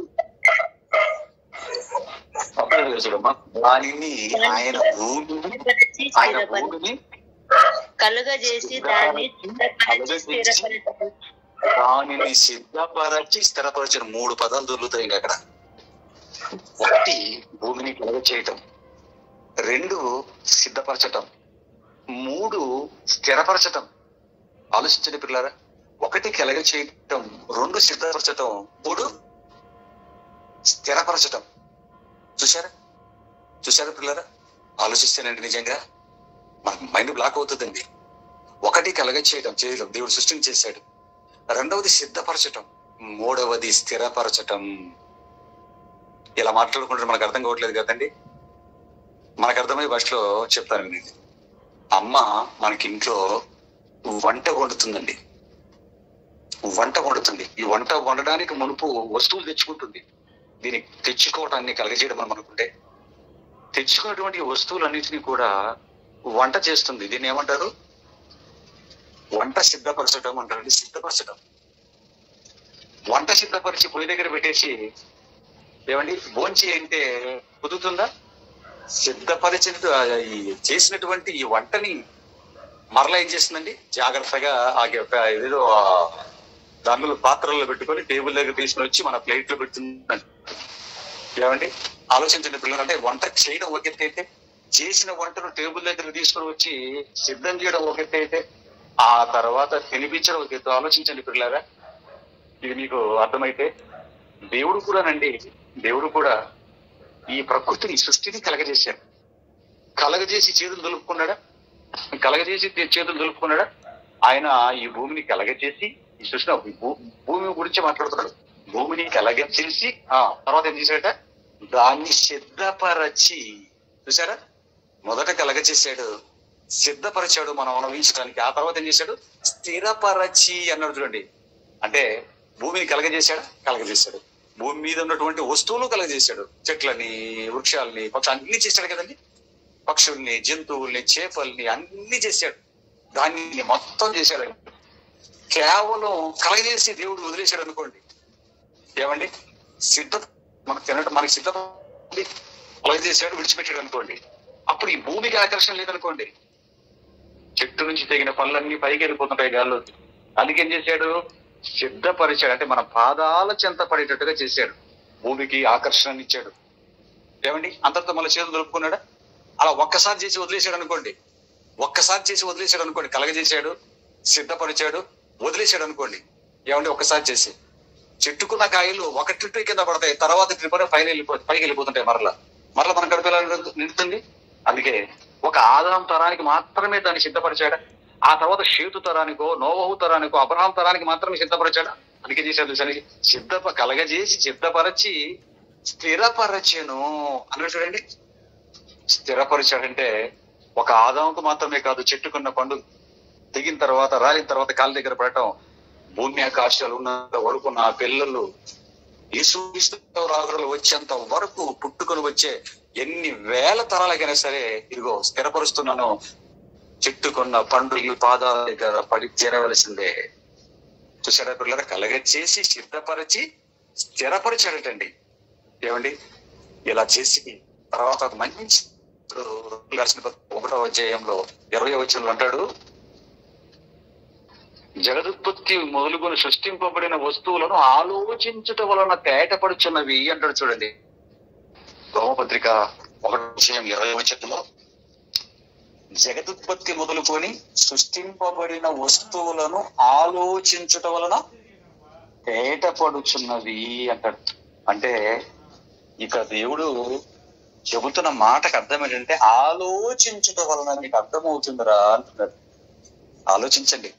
దేవుడు కలుగజేశాడు, దేవుడు సిద్ధపరిచాడు, స్థిరపరిచాడు అనుకొని దొరికినట్లే కడుపులో నింపుకొని నిద్రలోకి వెళ్ళిపోయి ఒళ్ళులు పెంచుకొని షుగర్లు బీపీలతో 60-70 సంవత్సరాలు వచ్చిన తర్వాత చచ్చి గుంతలేకపోవడమే కాదు నాయన, ఈ లోపు నీవు తినటానికి మునుపు ఆలోచించు అన్నాడు. జగదుత్పత్తి మొదలుకొని సృష్టింపబడిన వస్తువులను ఆలోచించుట వలన, జగదుత్పత్తి మొదలుకొని ఈ ప్రకృతిని సృష్టిని చేసినప్పటి నుంచి దేవుడు చేసినటువంటి వస్తువులను, చెట్లను, కాయలను, పళ్ళను, ఏమండి, ఈ ధాన్యాన్ని, పక్షులను, జంతువులను, చేపలను, చంద్రుడు, ఆకాశంలో ఉన్నటువంటి నక్షత్రాలు, వీటన్నిటి గురించి జగదుత్పత్తి మొదలుకొని సృష్టింపబడిన వస్తువులను ఆలోచించడం వలన చూడండి. ఆలోచిస్తే దేవుడు అర్థమవుతాడు అన్నాడండి. ఆరగిస్తే ఆకలి తిరుగుతుంది అంతే పిల్లరా. అందుకే మీరు ఆలోచించాలి అన్నాడు. ఏమండి, దేవుడు చేయటం మాత్రమే కాకుండా మరలా మనకు పుస్తకం రాసి జ్ఞాపకం చేయవలసిన అవసరత ఉందంటారా పిల్లరా? ఉంది కనుక మనం అలా తినేసి మర్చిపోయే రకాలం కనుకే దేవుడు మరలా రాయించి మనకు జ్ఞాపకం చేస్తున్నాడండి. పిల్లరా, ఇప్పుడు న్యూటన్ చేసిందంటే మీరు ఆలోచించండి. కేవలం మీకు డిస్టర్బెన్స్ వస్తుందండి. ఇక్కడ పెద్ద పండగ జరుగుతుందండి. నిన్నటి నుంచి భయంకరమైన సౌండ్ వచ్చింది. నిజంగా ఈ రోజు క్లాన్సులు అయిపోతుంది అనుకున్నాను, కానీ కరెక్ట్ గా వాళ్ళు భయంకరమైన పాటలు పెట్టి ఆ డబ్బులను కొడుతున్నప్పుడు పడిందండి పెద్ద వర్షం. దెబ్బకు మొత్తం అంతా పరారైపోయారండి. నిజంగా దేవుడు వాక్యాన్ని వినే అదృష్టాన్ని నిజంగా మీకు ఇచ్చాడండి. పిల్లరా, ఆలోచించండి. ఇంత సిస్టమ్ ఐజాక్ న్యూటన్ ఏం చెప్పాడండి? భూమికి ఆకర్షణ ఉంది అని చెప్పుకున్నాడు. ఒక క్రైస్తవుడుగా పుట్టి ఆకర్షణ గురించి చెప్పావే, బైబిల్లో కాపీ కొట్టి చెప్పాడు కదండి. చెప్పావే, కనీసం పెట్టిన వాడి గురించి చెప్పాలన్న కనీస ఇంగితం లేదా న్యూటన్ కి? మళ్ళీ ఐజాక్ న్యూటన్ ఎవరు పేరు పెట్టుకున్నాడు పిల్లరా? ఇస్సాకు అబ్రహాము కుమారుడైన గొప్ప విశ్వాసకుడైన ఐజాక్ న్యూటన్ పేరు పెట్టుకొని పిల్లరా బైబిల్లో దాన్ని కాపీ కొట్టుకొని ఆ పరిశోధనలు ఎందుకు ఆన్సర్ తెలిసింది కదా, ఆ పరిశోధనలు చేసుకొని పేరు సంపాదించుకోవడానికి ఆలోచించుకున్నాడండి. ఏమొచ్చింది చెప్పండి? న్యూటన్ కి పేరు వచ్చింది. చచ్చిన తర్వాత ఒక విగ్రహం పెట్టారు, దండ వేయించుకోవడం. దీనివల్ల ఏంటి లాభం చెప్పండి? ఏంటండి లాభం దీనివల్ల? సరిగ్గా ఆలోచించలేకపోయారు పిల్లరా. ఏమండి, ఇలా ప్రకృతిలో ఉన్నటువంటి ఆకర్షణ గురించి మనకు అర్థమైంది. భూమికి దేవుడు పెట్టిన ఆకర్షణ గురించి మనకు అర్థమైంది పిల్లరా. కానీ వీటన్నిటికంటే మించిన ఒక గొప్ప ఆకర్షక శక్తి ఉంటుందండి. వీటన్నిటికంటే మించినటువంటి ఒక గొప్ప ఆకర్షణ శక్తి ఉంటుందండి. దాని గురించి ఆలోచింప చేయాలనే ఈ పాఠాన్ని మీకు పెట్టడం జరిగింది పిల్లరా. ఏమంటే ఈ లోపు ఒక ఆకర్షణ శక్తి గురించి మనం మాట్లాడుకుంటే, అయస్కాంతం ఆకర్షణ దాని గురించి మనం మాట్లాడుకుంటానండి. ఒక అయస్కాంతాన్ని మీకు తెలిసి ఉంటుంది. అయస్కాంతం అంటే మరి చిన్నప్పుడు మేము ఆ రేడియోలో పనికి రాకుండా పక్కన పడేసినప్పుడు అయస్కాంతం అది ఉంటుందండి. దాన్ని తీసుకొని వచ్చి ఏ పెన్నిస్ దగ్గర ఒక దగ్గర అలా పెట్టారనుకోండి, అది లాగేసుకుంటది. అది దాన్ని ఏమంటాడంటే అయస్కాంత తత్వము అంటాడండి. ఎందుకు ఆ పెనిస్ దగ్గరకు వస్తే దూరం పెడితే దగ్గర అది మళ్ళా అంటుకోదండి. దగ్గరికి రాగానే ఎందుకు అంటుకుంటుందంటే అది ఏమండి, ఈ అయస్కాంతాన్ని దాన్ని ఎక్కడైతే పెడతారో దాని చుట్టూ ఒక ఆకర్షక శక్తి ఉంటది. దాన్ని అయస్కాంత క్షేత్రం అంటారండి. దూరం పెడితే పెనిస్ వచ్చి దానికి అంటుకోదు. దగ్గరికి రాగానే ఎందుకు అది ఫాస్ట్ వచ్చి తప్పని అంటుకుంటుందంటే ఆ ఆకర్షణ అనేది ఉంటుంది. దాన్ని అయస్కాంత క్షేత్రం అంటాడు. ఆ అయస్కాంత క్షేత్రంలోకి ఏదైతే వస్తుందో టప్పని దానికి వెళ్ళిపోయి తగులుకుంటుందండి. పిల్లరా, ఇది మీకు అర్థమైతే. ఎందుకంటే ఈ అయస్కాంతానికి ఉన్నటువంటి శక్తిని బట్టి ఈ రోజు ఓడలు నడుస్తున్నాయి. నావికులు సముద్రంలో దిక్కులు తెలుసుకోవడానికి, అలాగే సౌండ్ సిస్టమ్ వాడుతుంటాం మనం. సౌండ్ సిస్టమ్ లో దీన్ని ఉపయోగిస్తారు. రేడియోలలో, టేప్ రికార్డర్లలో పిల్లరా, ఇలా చాలా వాటిలో వీటిని వినియోగిస్తుంటారు పిల్లరా. దాని చుట్టూ ఒక క్షేత్రం అనేది దానికి ఏర్పడుతుంది పిల్లరా. దగ్గరికి వెళ్తే అలాగే లాగేసుకుంటుంది. ఇది మీకు అర్థమైతే పిల్లరా. ఈ ఆకర్షక శక్తులు అన్నిటికంటే మించినటువంటి ఒక ఆకర్షక శక్తి ఒకటి ఉందండి. దాని గురించి మనం జాగ్రత్తగా ఆలోచిస్తే ఆ ఆకర్షక శక్తి దగ్గరికి మనం వెళ్ళామనుకోండి, అలాగా మనల్ని లాగేసుకుంటుందండి. దూరంగా మనం ఉన్నాం అనుకోండి, దానికి మనం అంటుకోలేము. దాని దగ్గరికి వెళ్ళి దానికి అంటుకోలేము మనం పిల్లరా. ఈ మహా ఆకర్షక శక్తి ఎవరు అని జాగ్రత్తగా మనం ఆలోచించగలిగితేనండి, ఆయనే యేసుక్రీస్తు ప్రభువుల వారండి. యేసుక్రీస్తు ప్రభువుల వారు ఈ సృష్టి ఆకర్షణ శక్తి కంటే, భూమికున్న ఆకర్షణ శక్తి కంటే ఎక్కువ ఆకర్షణ కలిగినటువంటి మహా ఆకర్షణ కలిగిన వ్యక్తి ఎవరు అంటే యేసుక్రీస్తు అండి. పిల్లరా, ఈరోజు ఈ లోకం ఆ మహా ఆకర్షక శక్తి దగ్గరికి రాకపోను ఏమండి, ఈ లోకాన్ని అనుభవించకపోతే ఉండలేమన్నట్లుగా మార్చేసిందండి దయ్యం. మహా ఆకర్షక శక్తి అయినటువంటి యేసుక్రీస్తు దగ్గరికి జనాలు ఆకర్షింపబడుతున్నారా? ఈ లోకానికి ఆకర్షింపబడుతున్నారా? మనం జాగ్రత్తగా ఆలోచిస్తేనండి, చాలా మంది ఒక మాట్లాడుంటారండి, ఈ సినిమా చూడకపోతే ఎందుకురా ఈ లైఫ్ అంటుంటాడు, ఈ లైఫే వేస్ట్ అంటుంటాడు. అంటే ఈ బ్రతుకుండేది సినిమా కోసమేనా? ఎలాగైపోయారు చూడండి జనాలు. ఒక్క సినిమా కోసం ఎంత భారీ డైలాగులు మాట్లాడుతున్నాడు చూడండి పిల్లలు. ఆ సినిమా చూడకపోతే ఈ జీవితం ఎందుకురా, లేకపోతే ఆ వంట తినకపోతే ఈ జీవితం ఎందుకురా, ఈ లైఫ్ వేస్ట్ రా. చాలా మాటలు వ్యక్తులను కూడా ఉద్దేశించి మాట్లాడుతుంటారు ఏమండి. అంటే లోకం ఎటువైపు ఆకర్షణలోకి వెళ్ళిపోయిందో మీరు ఆలోచించండి పిల్లరా. ఆ ఫుడ్ తినకపోతే వేస్ట్, ఏదో పుల్లారెడ్డి స్వీట్, ఆ స్వీట్లు తినకపోతే బతుకు లైఫ్ వేస్ట్, ఇది తినకపోతే లైఫ్ వేస్ట్, అది తినకపోతే లైఫ్ వేస్ట్, ఇది తాగకపోతే లైఫ్ వేస్ట్, ఇలా చెప్తుంటారండి ఏమండి. అంటే అది తినకపోతే లేదా ఆ చిత్రాన్ని చూడకపోతే బ్రతికే లేదనుకున్నట్లుగా మాట్లాడుతున్నాడు మనిషి. పిల్లరా, ఉన్నారంటారు ఇలాంటి వాళ్ళు, చాలా మంది ఉన్నారండి. బైబిల్లో కూడా ఉన్నారు ఇలాంటి వాళ్ళు. బైబిల్లో కూడా ఉన్నారండి. ఏం కూర అన్నాడు, చిక్కుడుగాయల కూర అన్నాడండి. బొత్తిగా నాన్ వెజ్ కూడా కాదండి, చికెన్ కూడా కాదండి, చిక్కుడుగాయల కూర అండి. ఎర్రగా కనపడుతుందటండి. అలా చిక్కుడుగాయలు వేసాడు, కొంచెం కారం గట్టిగా దండించినట్టున్నాడండి యాకోబు గారు. అడిగింది ఏమో వేసావండి. యాకోబు గారు ఆ చిక్కుడుగాయల కూర చేసేదో కొంచెం ఎర్రగా కారం ఎక్కువ వేసినట్టున్నాడు. వాళ్ళన్న వేటకలు వచ్చాడు, చూశాడు. ఆ ఎర్రగా ఉన్నది ఇట్లా పెట్టు, నాకు ఆకలి చచ్చిపోతున్నాడు అన్నాడు అండి. అంటే దాని ఎర్రగా ఉండడం చూడగానే దాని ఆకర్షణకి వెళ్ళిపోయాడు మనోడు. వెళ్ళిపోయి అది ఇలా పెట్టు అన్నాడండి.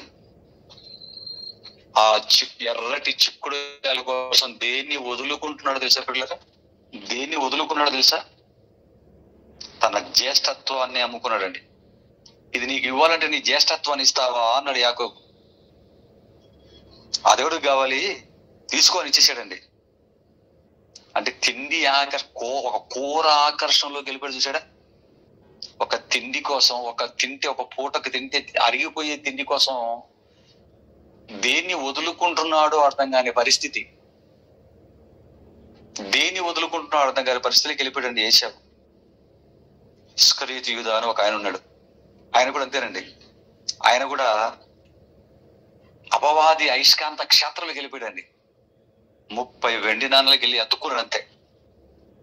పిల్లరా, ఒక ఏశావే కాదు, ఒక ఇష్కరియోతు యూదానే కాదు, యేసుక్రీస్తు వచ్చేటప్పటికి ఈ ప్రపంచం అంతా ఎవరి ఆకర్షణలోకి వెళ్ళిపోయిందో తెలుసా అండి?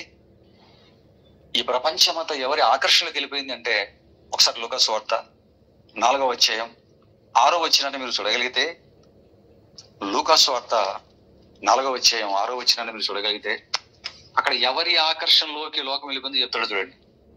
అపవాది యేసుక్రీస్తు దగ్గరికి వచ్చి ఏమంటుంది? అది ఈ అధికారం అంతయు ఈ రాజ్యముల మహిమ అంతయు నాకు అప్పగింపబడి ఉన్నది అన్నాడు చూడండి. ఎవరు అప్పగించారండి? ఎవరు అప్పగించారు? అపవాది తీసుకున్నాడా? అప్పగింపబడి ఉన్నది అంటే అపవాది తీసుకున్నది మనంతటా మనమే పువ్వుల్లో పెట్టి పాత్రలు పెట్టి వాడి చేతుల్లో పెట్టామండి. వెళ్ళిపోయి వాడి చేతుల్లోకి. పిల్లలు మీరు ఆలోచించండి. ఆయన ఎద్దుకు వచ్చి, ఏమయ్యా యేసుక్రీస్తు, ఆకర్షణ నీ యొద్ద ఉంది అంటున్నావు, మరి ఎవరినైనా ఆకర్షించుకున్నావా అని అడుగుతుందండి. అది దేవుని క్షేత్రంలోకి రావాల్సిన వారం దుష్టశక్తిలోకి ఆకర్షితులమై వెళ్ళిపోయి చూడండి పిల్లరా. అది ఎంత తొడగొట్టిందంటే, ఆయన్ను మహా ఆకర్షక శక్తి అయినటువంటి యేసుక్రీస్తు ప్రభువుల వారినే తన ఆకర్షణలో తీసుకోవాలనుకుని ట్రై చేసిందండి. రాజ్యముల మహిమ అంతా చూపించి, ఇదంతా నీకు ఇస్తాను, ఒక్కసారి నాకు సాష్టాంగ నమస్కారం, పాదాలకు నమస్కారం చేసి నీకు ఇచ్చేస్తానంటుంది. అది చూసారా? ఆయనే లాగేసుకోవాలని చూసిందండి. అది ఎంత దమ్ములో చేయడం, ఆ దమ్ములు ఎక్కడి నుంచి వచ్చేదానికి? మనం ఇచ్చిన దమ్ములేనండి పిల్లరా. ఇలా తొడగొడుతున్న అపవాదిని చూశాడు. దేవుని పిల్లలంతా దాని ఆకర్షణలోకి వెళ్ళిపోవడం చూసిన యేసుక్రీస్తు మరలా వారిని ఆకర్షించుకోవాలి అనుకున్నాడు. మరలా వారిని ఆకర్షించుకోవాలనుకున్నాడండి దేవుడి పిల్లలైన వారందరినీ కూడా. మరి ఎలాగా ఆకర్షించుకుంటాడు? వీళ్ళు చూస్తే వీళ్ళు ఎలా ఉన్నారు? దేవుడు లేకుంటే నేను ఉండలేనండి, దేవుడు వాక్యం లేకపోతే మేము ఉండలేమండి అన్నటువంటి స్థితిలో ఉన్న మనుషులు ఉన్నారా పిల్లరా? లోకాన్ని విడిచిపెట్టండి, లోకానికి వాక్యం తెలియదు. ఈరోజు నేను ఉంటున్నటువంటి ప్రాంతంలో ఒక పండుగ జరిగిందని చెప్పాను కదండి. ఆడవాళ్ళు ఏం చేశారు తెలుసా అండి? నాలుకలు బయటికి చాపి ఆ నాలుకలకి ఒక బాణం లాంటిది గుచ్చుకున్నారండి. ఉదయం గుచ్చుకున్నారండి ఈ ఆడల్లో.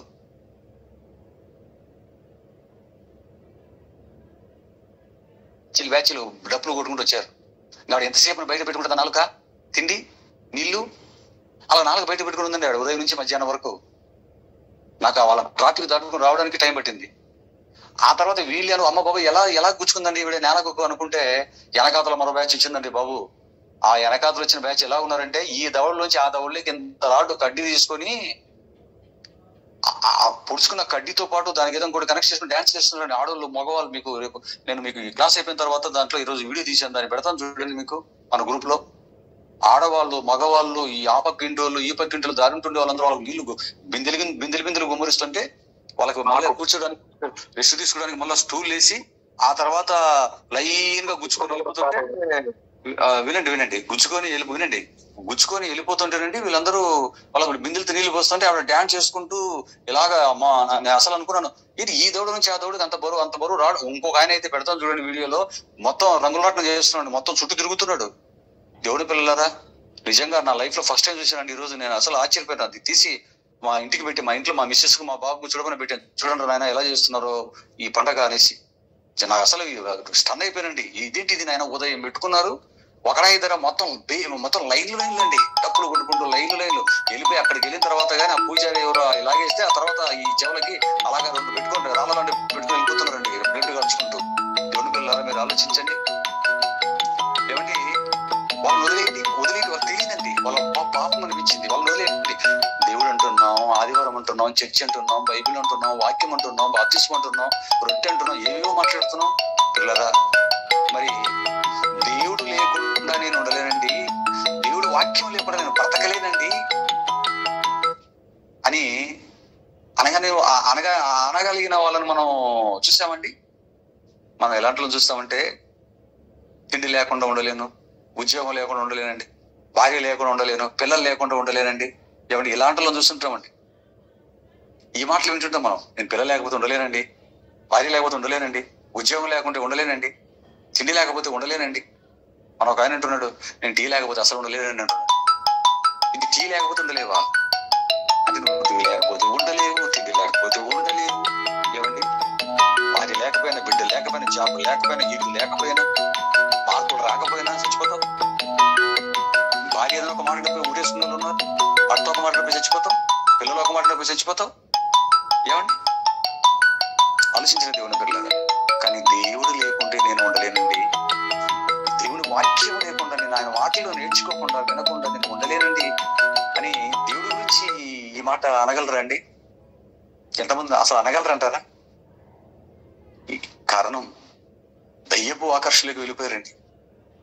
దయ్యం ఆకర్షించుకుంది పిల్లరా. అందుకే యేసుక్రీస్తు ఈ లోకానికి వచ్చినప్పుడు దేవుడి పనిని ప్రారంభించిన తర్వాత ఆయన అంటున్నటువంటి ఒక మంచి మాటను చూడండి. ఆయన ఏమంటున్నాడు చూడండి పిల్లరా. యోహాను సువార్త 6:43. యోహాను సువార్త 6:43. స్పష్టంగా చదవండి. స్పష్టంగా పదం కంప్లీట్ చేయాలి. బైబిల్ చదివితే ఈజీగా చదవగలమండి. ఎప్పుడో 2 నెలలకు ఒకసారి 3 నెలలకు ఒకసారి చదివారంటే కొంచెం ఒకటి మింగి ఒకటి కక్కి చదివేటప్పుడు చదవండి. యోహాను సువార్త 6:43. ఈయన తల్లిదండ్రులను మనం ఎరుగుదుము కదా, నేను పరలోకము నుండి దిగి వచ్చి ఉన్నానని ఈయన ఎలాగూ చెప్పుచున్నాడని. యోహాను సువార్త 6:43. అదే అన్నా చదవండి. ఈయన తల్లిదండ్రులను మనం ఎరుగుదుము కదా, నేను పరలోకం దిగి వచ్చి ఉన్నానని ఈయన ఎలాగూ చెప్పుచున్నాడని. అందుకు యేసు మీకు మీరు సనుగు కొనకుడి, నన్ను పంపిన తండ్రి వాణిని ఆకర్షించితేనే గాని ఎవడును నా యొద్దకు రాలేడు. అంత్య దినమున నేను వాణిని లేపుదును. ఇక్కడ ఏంటంటే ఏమంటాడు ఆయన? నా దగ్గరకు రావటం అంటే మామూలు విషయం కాదు, నా తండ్రి వాణిని ఆకర్షించాలి అన్నట్టు. అది అండర్లైన్ చేసుకోండి. ఏమండి నా దగ్గరికి రావటం అంటే మామూలు విషయం కాదు నాయన, నా తండ్రి వారిని ఆకర్షించాలి. తండ్రి ఆకర్షణలో ఉన్నవాడే నా ఎద్దకు వస్తాడు అన్నాడు. అందులో లేకపోతే రాడు అన్నాడు. మరి తండ్రి ఆకర్షణ అంటే ఏంటి? తండ్రి ఒక వ్యక్తిని ఎలా ఆకర్షించుకుంటాడు? మనల్ని ఎలా ఆకర్షించుకుంటాడు తండ్రి? ఎందుకంటే తండ్రి ఆకర్షించితేనే గాని యేసుక్రీస్తు దగ్గరికి మనం రాలేము అంటున్నాడు ఆయన. పిల్లరా, ఇలా ఆలోచిస్తే యేసుక్రీస్తు మాట్లాడుతున్న మాటలు ఎవరు అని మనం ఆయన మాటలు విన్నాం? తండ్రివి. ఆ తండ్రి మాటలు మాట్లాడుతుంటే ఆ మాటలలో ఉంటున్న, ఆ మాటలు వింటున్న అనేకులు దేవుని యుద్ధకు రావటం జరిగిందండి. అలా వచ్చిన వారమే మనమంతా. మనం ఇలా రోజు దేవుడి దగ్గర రాగలిగాం. ఎలా రాగలిగాం? ఆయన మాటలను బట్టి. తండ్రి ఆకర్షణలోనికి తీసుకురావటానికి మామూలు సంగతులు చెప్పలేదండి ఆయన. ఆయన చెబుతూ ఉంటే వినాలన్న కోరిక, ఆయన చెబుతూ ఉంటే దేవుని కోసం బ్రతకాలన్న ఆశ, ఆకర్షణలోకి వచ్చారండి. అనేకులు వేల మంది వస్తారండి ఆ రోజు. ఆయన మాట్లాడుతున్నప్పుడు నిద్రాహారాలు మాని వింటున్నారంటే ఏమండి మీరు ఆలోచించండి. 1 రోజా, 2 రోజులు, 3 రోజులండి ఆయన మాట్లాడుతున్నప్పుడు నిద్రాహారాలు మాని వింటున్నారటండి. ఏమండి వాక్యం వింటున్నప్పుడు గుర్తుకొచ్చేవి ప్రాముఖ్యంగా ఈ రెండేనండి. 1 నిద్ర, 2 ఆహారం. చర్చిలో ప్రసంగం స్టార్ట్ అవ్వగానే ఇవి 2 వచ్చేస్తాయి. 1 నిద్ర వస్తుంది, లేకపోతే ఏదో ఒకటి తినాలనిపిస్తుంటది మనిషికి. ఏమండి ఇలాంటి వాటిని వారు మరిచిపోయారటండి. నిజంగా 3 రోజులు ఏం చెప్పాడో ఆలోచించండి పిల్లరా. గొప్ప దేవుడి మాటలు చెప్పాడండి. ఆయన వచ్చిన తర్వాత ఒక్కొక్క వ్యక్తిని నిజంగా ఆయన ఆకర్షించుకున్న విధానం చూస్తేనండి అలా వెళ్ళిపోతుంటాడు. మేడి చెట్టు దగ్గరకు వచ్చాడు. జక్కయ్య రా, దిగిరా, నీ ఇంట నేను ఉండాలనగానే జక్కయ్య కిందికి దిగి ఏమైనా మాట్లాడాడండి? నువ్వెవరు, నేనెవరు, నీకెలా తెలుసయ్యా, నా ఇంట్లో నువ్వు రావటం ఏంటయ్యా, ఏమైనా మాట్లాడా? వెంటనే దిగి వచ్చి తీసుకెళ్ళిపోయాడు యేసుక్రీస్తుని. తీసుకెళ్ళిపోయి ఇంట్లోకి వెళ్ళిపోయిన తర్వాత అలాగే ఆయన ముందు నుంచి ఏం మాట్లాడుతున్నాడండి, ఇదిగో ప్రభువా, నాకున్న దాంట్లో నాకున్నటువంటి ఆస్తిపాస్తుల్లో సగం అంటే 50% నేను పేదలకు ఇచ్చేస్తాను. అంతతో ఆగిపోయాడు. ఎవరి దగ్గరైనా ఏదైనా అన్యాయంగా తీసుకొని ఉన్నట్లయితే 4 గంటలు వాడికి చెల్లిస్తాను అన్నాడు. తెలుసు కదా మీకు, లూకాసు వార్త 19:8 ఉండొచ్చు అన్నమాట. లూకాసు వార్త 19వ అధ్యాయం 8వ వచనంలో అవి మాట్లాడతారండి అన్న జక్కయ్య గారు. పిల్లరా, ఇన్ని మాటలు అంత తెగింపుతో మా ఆస్తిని కోల్పోవడానికి ఆయన ముందుకు వస్తున్నాడంటే పిల్లరా, దేన్ని బట్టి అండి? యేసుక్రీస్తు మాటలను బట్టి, ఆయన మాటలో ఉన్నటువంటి ఆ ఆకర్షణను బట్టి అండి. అలాగే మత్తయి సువార్త 9వ అధ్యాయం 9వ వచనం చూస్తే, ఇక్కడ జక్కయ్యని చూసాం లూకాసు వార్త 19లో. మత్తయి సువార్త 9వ అధ్యాయం 9వ వచనంలో ఒక వ్యక్తి కనబడతాడండి. ఆయన కూడా ధనవంతుడేనండి. ఆయన కూడా ట్యాక్స్ కలెక్టరేనండి. ఆయన కూడా ట్యాక్స్ కలెక్టరే. అక్కడేం జరిగిందో చూడండి, మత్తయి సువార్త 9:9లో. యేసు అక్కడ నుండి వెళ్ళుచు సుంకపు మెట్టు వద్ద కూర్చొని ఉన్న మత్తయ్య అనే ఒక మనిషిని చూచి నన్ను వెంబడించుమని అతనితో చెప్పగా అతడు లేచి ఆయనను వెంబడించెను. చాలమ్మా పిల్లరా, నన్ను వెంబడించు ఒక్క మాట అన్నాడండి, అంతే. ఇక మాటలు లేవండి, ప్రశ్నలు కూడా ఏం లేవండి. కారణం, క్రీస్తు అనే ఒక మహా అయస్కాంత క్షేత్రంలోకి వచ్చాడండి మత్తయ్య గారు. నన్ను వెంబడించు అనగానే అడగాలి కదండి, నేనెందుకు నిన్ను వెంబడించాలయ్యా, ఎంత దూరం రావాలని వెనకాతల వెంబడించమంటే 1 కిలోమీటర్ నా వెనకాతలు రమ్మని అర్థం. బ్రతుకునిచ్చేయమన, జీవితాంతం నాతో ఉండు అని, జీవితాంతం నా కోసం బ్రతుకు అని. అదే జరిగిందండి. అలా పిలవగానే లేచి వెళ్ళిపోవచ్చు. జక్కయ్యని అలా రమ్మనగానే వచ్చేస్తున్నాడు. ఈ మత్తయ్య గారిని అలా పిలవగానే వెళ్ళిపోతున్నాడు. మత్తయ్య గారిని కాదండి, అపోస్తలులను 12 మంది గురించి కూడా మనం ఆలోచిస్తానండి. మీకు లూకాసు వార్త 5వ అధ్యాయం 10-11 వచనాలు కూడా చదవగలిగితే, పేతురు గారిని, యోహాను గారిని, ఆంద్రేయ గారిని, యాకోబు గారిని పిలుస్తున్నప్పుడు చేపలు పట్టుకుంటున్న జాలర్లని లూకాసు వార్త 5వ అధ్యాయం 10-11 వచనాలు కూడా మీరు చదువుతానండి. వారు దోణెలను దరికి చేర్చి సమస్తమును విడిచిపెట్టి ఆయనను వెంబడించిరి. చూశారు ఎందుకు వెంబడించారు? రండి, మిమ్మల్ని మనుషులను పట్టు జాలరులుగా చేస్తాను ఆయన అన్నాడండి. ఇది రండి, మిమ్మల్ని మనుషులను పట్టే జాలరుగా చేస్తాను అనగానే దోణెలు నేను ఆ దరికి నడిపించి, ఆ వలలు పక్కన పెట్టి, దోణెలు పక్కన పెట్టి, ఆ వృత్తిని, వారి జీవన విధానాన్ని పక్కన పెట్టేసి, బ్రతుకుదెరువును పక్కన పెట్టి, ఉన్న పొలంగా ఆయన వెనకాతల్లో వచ్చేస్తున్నారటండి. ఆయన ఏమైనా ఈ చేతుల్లో వజ్రాలు, ఆ చేతుల్లో పెద్ద బంగారు మూటలు, వెనకాతలో గుర్రాల మీద ఏమైనా, రథాల మీద ఏమైనా వజ్ర వైడూర్యాలు వేసుకుని వచ్చి వీటిని చూపించి రండి ఏమైనా పిలిచాడండి? ఏమీ లేదండి. కట్టుబట్టలతో ఉన్నాడండి యేసు. కట్టుబట్టలతో వచ్చాడండి యేసుక్రీస్తు ప్రభువు. వచ్చి నన్ను వెంబడించండి, మిమ్మల్ని మనుషులను పట్టు జాలరుగా చేస్తాం మాట చెప్పగానే విడిచిపెట్టి వెళ్ళిపోతున్నారండి. పిల్లరా, ఏంటి మీరు ఆలోచించండి సందర్భాన్ని. యేసుక్రీస్తు మాటలు ఉన్నటువంటి ఆకర్షణ అండి. ఆ రోజు ఆ 12 మందిని ఆకర్షించింది. ఆ తర్వాత 1000 మందిని మొదటి శతాబ్దంలో ఆకర్షించాడు. పిల్లరా, ఆ తర్వాత వెళ్ళిపోవటానికి మునుపు ఒక మాట అన్నాడండి.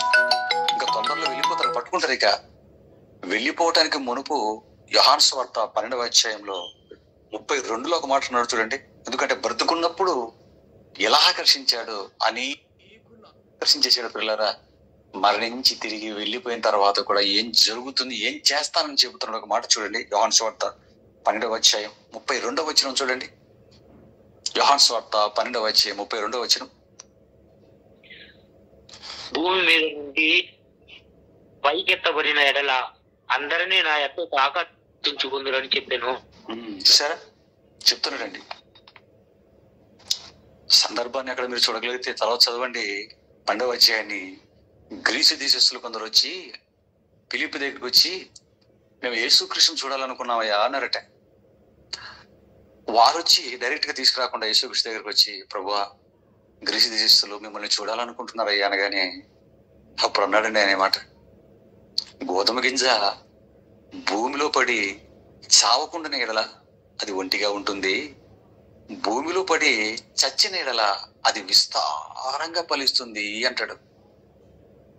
గింజ గురించిన వాస్తవాలను ఎందుకు వారి కళ్ళ ముందుకు తీసుకుని వచ్చాడంటే పిల్లరా, ఇదిగో నేను పైకెత్తబడాలి అన్నాడు. నేను బ్రతికి ఉంటుండగా చెబుతున్న మాటల వలన కొందరిని ఆకర్షిస్తాను. నేను వచ్చింది కొందరిని ఆకర్షించడానికి కాదు, ఈ ప్రపంచ ప్రజానీకాన్ని మొత్తం ఆకర్షించడానికి వచ్చాను అన్నాడు. అది జరగాలి అంటే ఇదిగో నేను మరణించాలి.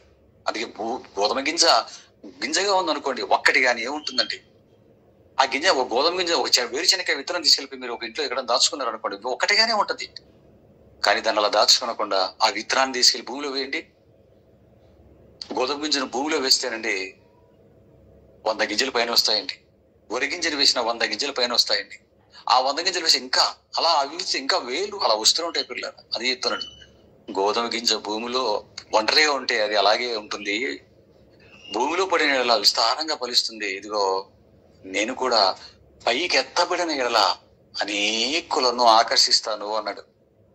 అంటే శరీరంలో ఉంటున్నప్పుడు కొద్దిమందిని ఆకర్షించాడు, మరణించిన తర్వాత మరి నిజంగా ఆయన చెప్పినట్లుగా అనేకులను ఆకర్షించాడంటే, క్రీస్తు మరణించిన తర్వాత సందర్భాన్ని చూడండి. గ్రీసు దేశస్తులు మిమ్మల్ని చూడాలనుకుంటున్నారు ప్రభు అంటే, వాళ్ళ రమ్మనండి, నాతో మాట్లాడమండి అనుకుంటా. ఈ మాటలు వాళ్ళు చెబుతున్నది ఒకటి, ఈయన చెబుతున్నది ఎందుకు? మరణించి తిరిగి లేచిన తర్వాత వాడు గ్రీసు దేశస్తులను లేదు, యూదులను లేదు, ప్రపంచంలో ఉన్న అనేకులను విస్తార జనాంగాన్ని నేను ఆకర్షిస్తాను అంట. అదే అంటున్నాడు, నేను ఎత్తబడిన ఎడల అనేకులను నా ఎద్దకు ఆకర్షించుదురు అన్నాడు. పిల్లరా, మరి ఆకర్షించాడంటారా? బ్రతుకున్నప్పుడు తక్కువ మంది ఆకర్షింపబడ్డారండి. బ్రతుకున్నప్పుడు కేవలం ఇజ్రాయెల్ దేశంలో ఎవరైతే ఆయన మాటలు విన్నారో వారే ఆకర్షింపబడ్డారు. కానీ మరణించి తిరిగి లేచి ఎత్తబడిన తర్వాత పిల్లరా, మరి ఎంతమందిని ఆకర్షించుకున్నాడని చూస్తే పిల్లరా, ప్రపంచాన్ని మీరు ఆలోచించండి. ఈరోజు ప్రపంచ ప్రజానీకాన్ని గురించి మీరు ఆలోచించండి. ప్రపంచంలో ఎక్కువ మంది ఎవరయ్యా ఉన్నారు ఈ ప్రపంచంలో అంటే, క్రీస్తును ఫాలో అవుతారు క్రైస్తవులే ఉన్నారండి. 100 కోట్ల మంది ఉన్నారంటే మీరు నమ్ముతారా పిల్లరా? 100 కోట్ల మంది. పోనీ ఆగిపోతుందా ఈ 100 కోట్ల మందితో? ఆపాలని ట్రై చేస్తున్నారు, చట్టాలు చేస్తున్నారు. క్రీస్తును నమ్ముకుంటే ఎస్సీ ఎస్టీ హోదా పోతుంది మీకు అని భయపెడుతున్నారు. చట్టం చేసి పడేసింది మన ఆంధ్ర రాష్ట్రంలో. దౌర్భాగ్యపు ప్రభుత్వం చట్టం చేసేసిందండి. ఆపగలుగుతారంటారా? ఆపగలుగుతారండి? ఒంటి మీద ధూళి పడితే అని ఎలాగైతే ఊదుకుంటామో ఇలాంటి చట్టాలు కానీ ఏమైనా ఆపగలుగుతాయి చెప్పండి క్రిస్టియానిటీ పిల్లరా? మొద్దు మీద తలబెట్టి కత్తి పైకెత్తి నమ్ముతావా, ఆయన వదిలేస్తావా, ఏసేయమంటావంటే ఏసేసుకున్నటువంటి ఘన చరిత్ర ఒక క్రైస్తవ్యానికి ఉంది పిల్లగా. ఆలోచించండి. ప్రబలుతుంది తప్ప యేసుక్రీస్తు ఎత్తబడిన తర్వాత జరుగుతున్న సందర్భాల గురించి మీరు ఆలోచించండి. ఒక్క ప్రసంగంతో పేదరు గారు 3,000 మందిని, ఆ తర్వాత మరో ప్రసంగంతో 5,000 మందిని, ఆ తర్వాత ప్రపంచం ఏమైపోయిందో మీరు ఆలోచించండి పిల్లరా. క్రీస్తు దగ్గరికి విపరీతమైనటువంటి ఆకర్షణ, స్త్రీ పురుషులు తేడా లేదు, దేశాలు తేడా లేదు, జాతి మత కుల ఏ భేదాలు లేకోకుండా ఎలా వచ్చాయి మీరు ఆలోచించండి. ఆలోచించిన దేవుని పిల్లరా. వచ్చిన వీరు ఏమైనా సాదాసిదాగా ఉన్నారా? వచ్చిన తర్వాత ఏమైనా సాదాసిదాగా ఉన్నారా పిల్లరా? ఆయన కోసం ఏమైనా చేయడానికి ముందుకు రావటం. ఏమండి, ఈ రోజు చట్టం చేసిందని క్రైస్తవులు అన్ని గ్రూపుల్లో ఇదే మెసేజ్ అండి. ఇలా చట్టం చేశారు, చట్టం చేశారు, చట్టం చేశారు. కొందరేమో అయ్యో అన్యాయం చేశారు, ఏమిది అంటున్నారు. భయపడవలసిన, షేక్ అవ్వాల్సిన అవసరం క్రైస్తవులకు లేదండి. కష్టపడాల్సిన అవసరం లేదు పిల్లలు. దాని గురించి మనం ఏదో భయపడిపోయి వణికిపోయి ఏదో అవ్వాల్సిన అవసరం లేదు. ఎందుకంటే అలాంటివి ఆపలేవండి క్రిస్టియానిటీని. ఈ ఆకర్షణలకు వచ్చిన వాడికి, అసలు ఈ ఆకర్షణలకు వచ్చిన వ్యక్తి ఎలాగుంటాడు? ఒక మంచి మాటను చివరిగా రోమపత్రిక 8:35 చూడండి. రోమిలికి రాసిన పత్రిక 8వ అధ్యాయం 35లో అత్యద్భుతమైన మాటను పరిశుద్ధాత్ముడు అపోస్తలుడైన పౌలు గారి చేత తన స్వీయ చరిత్రను రాయిస్తున్నాడు చూడండి. క్రీస్తు ప్రేమ నుండి మనలను ఎడబాపువాడెవడు? క్రీస్తు ప్రేమ నుంచి మనలను ఎడబాపువాడెవడు? శ్రమయైనను. ఇక లైన్ పెట్టేది ఇక అంటే క్రీస్తు ప్రేమ అంటే క్రీస్తుకున్నటువంటి ప్రేమ ఆకర్షణలకు వచ్చిన మనలను ఎడబాపేవాడు ఎవడు అని అడుగుతున్నాడు. అంటే ఎడబాపడం అంటే విడదీయటం, విడదీయటం పక్కకు పెట్టేయటం. అది చెప్పి ఇది చెప్పి కొడతాము, తిడతాము, ఏవో చెప్పటం, చట్టాలు చేసుకోవడం, భయపెట్టడం, ఏమండి ఏదో ఒకటి ప్రలోభ పెట్టడం, ఇలా చేసి ఆయన నుంచి ఎడబాపాలని ఈ ప్రపంచం ట్రై చేసినా చెబుతున్నాడు మహానుభావుడు, క్రీస్తు ప్రేమ నుంచి మనల్ని ఎడబాపువాడెవడు శ్రమ అయినను బాధ అయినను హింస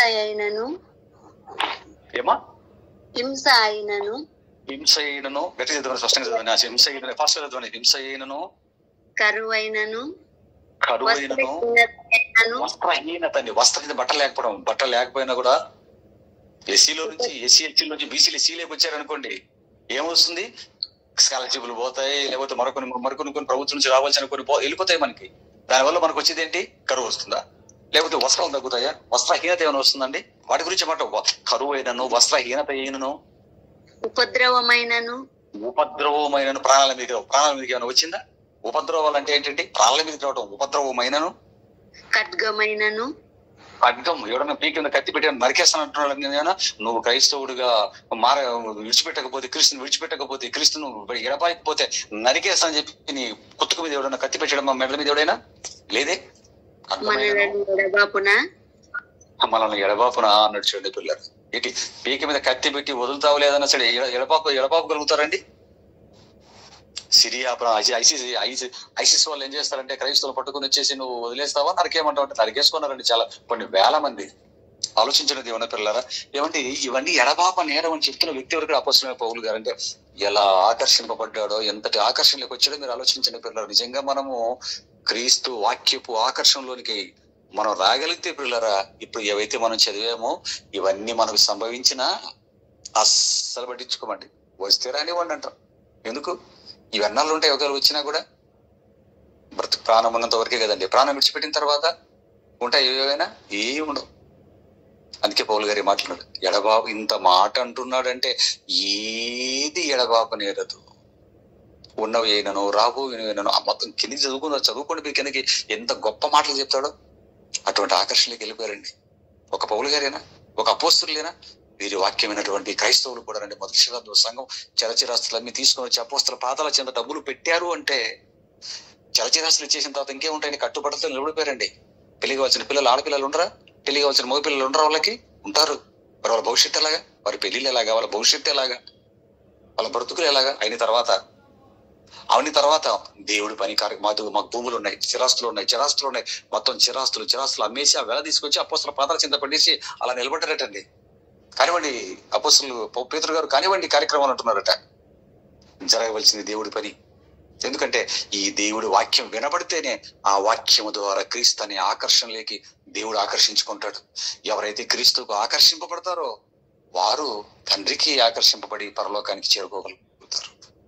ఆలోచించిన దేవుని పిల్లలు, ఇంత గొప్పది ఉంటే కేవలం భూమికి ఆకర్షణ శక్తి ఉంది అని చెప్పినోడికి క్లాప్స్ కొట్టి దండేసి దండం పెడుతున్నారే వీళ్ళు. భూమికి ఆకర్షణను పెట్టినవాడు ఏమవ్వాలి? అసలు దానికి పెట్టినవాడేవాడు? ఎందుకు పెట్టాడు? అసలు ఏ కారణం చేత పెట్టాడు? ఐజాక్ న్యూటన్కి ఏమైనా తెలిసి చచ్చిపోయాడు? అదే అర్థమై ఉన్నట్లయితే ఐజాక్ న్యూటన్ గమన సూత్రాల గురించి మాత్రమే చెప్పడం. సూత్రాలను అందించి ఈ సూత్రాలను బైబిల్ నుంచి తీశాను. ఇదిగో ఆకర్షణ మనం చదివేమే నాకు దగ్గరికి ఆకర్షించుకుందును అన్న మాటలు బైబిల్ చదివాడండి న్యూటన్. చదివి ఆకర్షణ పదం చూసుకున్నాడు. ఆకర్షణలో అలా ఆలోచించుకుంటూ వెళ్ళిపోయాడు ప్రయోగాల్లోకి. మళ్ళీ ఏదో చెప్పాడు. దేవుని పిల్లరా మీరు ఆలోచించండి. భూమికి ఆకర్షణ ఉంది, అయితే ఏంటి ఇప్పుడు ఉంది? ఏం చేయమంటావు ఇప్పుడు? ఆలోచించండి పిల్లరా. పడవలు లేకపోతే చచ్చిపోతామా? విమానాలు ఎగరకపోతే చచ్చిపోతామా? చెప్పండి. విమానాలు లేనప్పుడు, పడవలు ఈ స్టీమర్లు లేనప్పుడే మనిషి సుమారు 100 ఏళ్ళు బతికాడు. 80-90 ఏళ్ళు బతికాడు. ఈ వస్తువులు కొత్త వస్తువులు కనిపెట్టక మునిపి వచ్చిన తర్వాత ఆయుష్ తగ్గిపోయింది మనిషికి. ఆలోచించండి దేవుని పిల్లరా. ఆకర్షణ గురించి చెప్పుకొని దాన్ని పెట్టిన దేవుడి గురించి మర్చిపోయి నేల రాలిపోయారండి శాస్త్రవేత్తలు అందరూ కూడా. చదువుకున్న పిల్లలు ఆలోచించాలి. దేవుడి జ్ఞానం ఎక్కడుంది? దేవుడి సామర్థ్యం ఎక్కడుంది? దేవుడి వాక్యం ఎక్కడుంది? మనుషులు ఎక్కడున్నారో మీరు ఆలోచించండి పిల్లలు. మొదట ఆయన నీతిని, ఆయన రాజ్యాన్ని వెతకటం మన బ్రతుకులకు వచ్చేయలిక. ఈ పాట విన్న తర్వాత మనం చేయవలసిన మొట్టమొదటి పని ఏంటంటే ఆయన నీతి, ఆయన రాజ్యంలోనికి మనం వచ్చేయాలి పిల్లలు. మొదట ఆయన నీతిని, ఆయన రాజ్యాన్ని మనం వెతకాలి. ఆ తర్వాత వినండి, లక్షణంగా దేవుడు వద్దలేదండి. ఆలోచించిన దేవుని పిల్లరా, ఇదే ఆకర్షణ అనే పాట. ఓకేనా పిల్లలు? కళ్ళు మూసుకొని ప్రార్థన చేసుకోండి.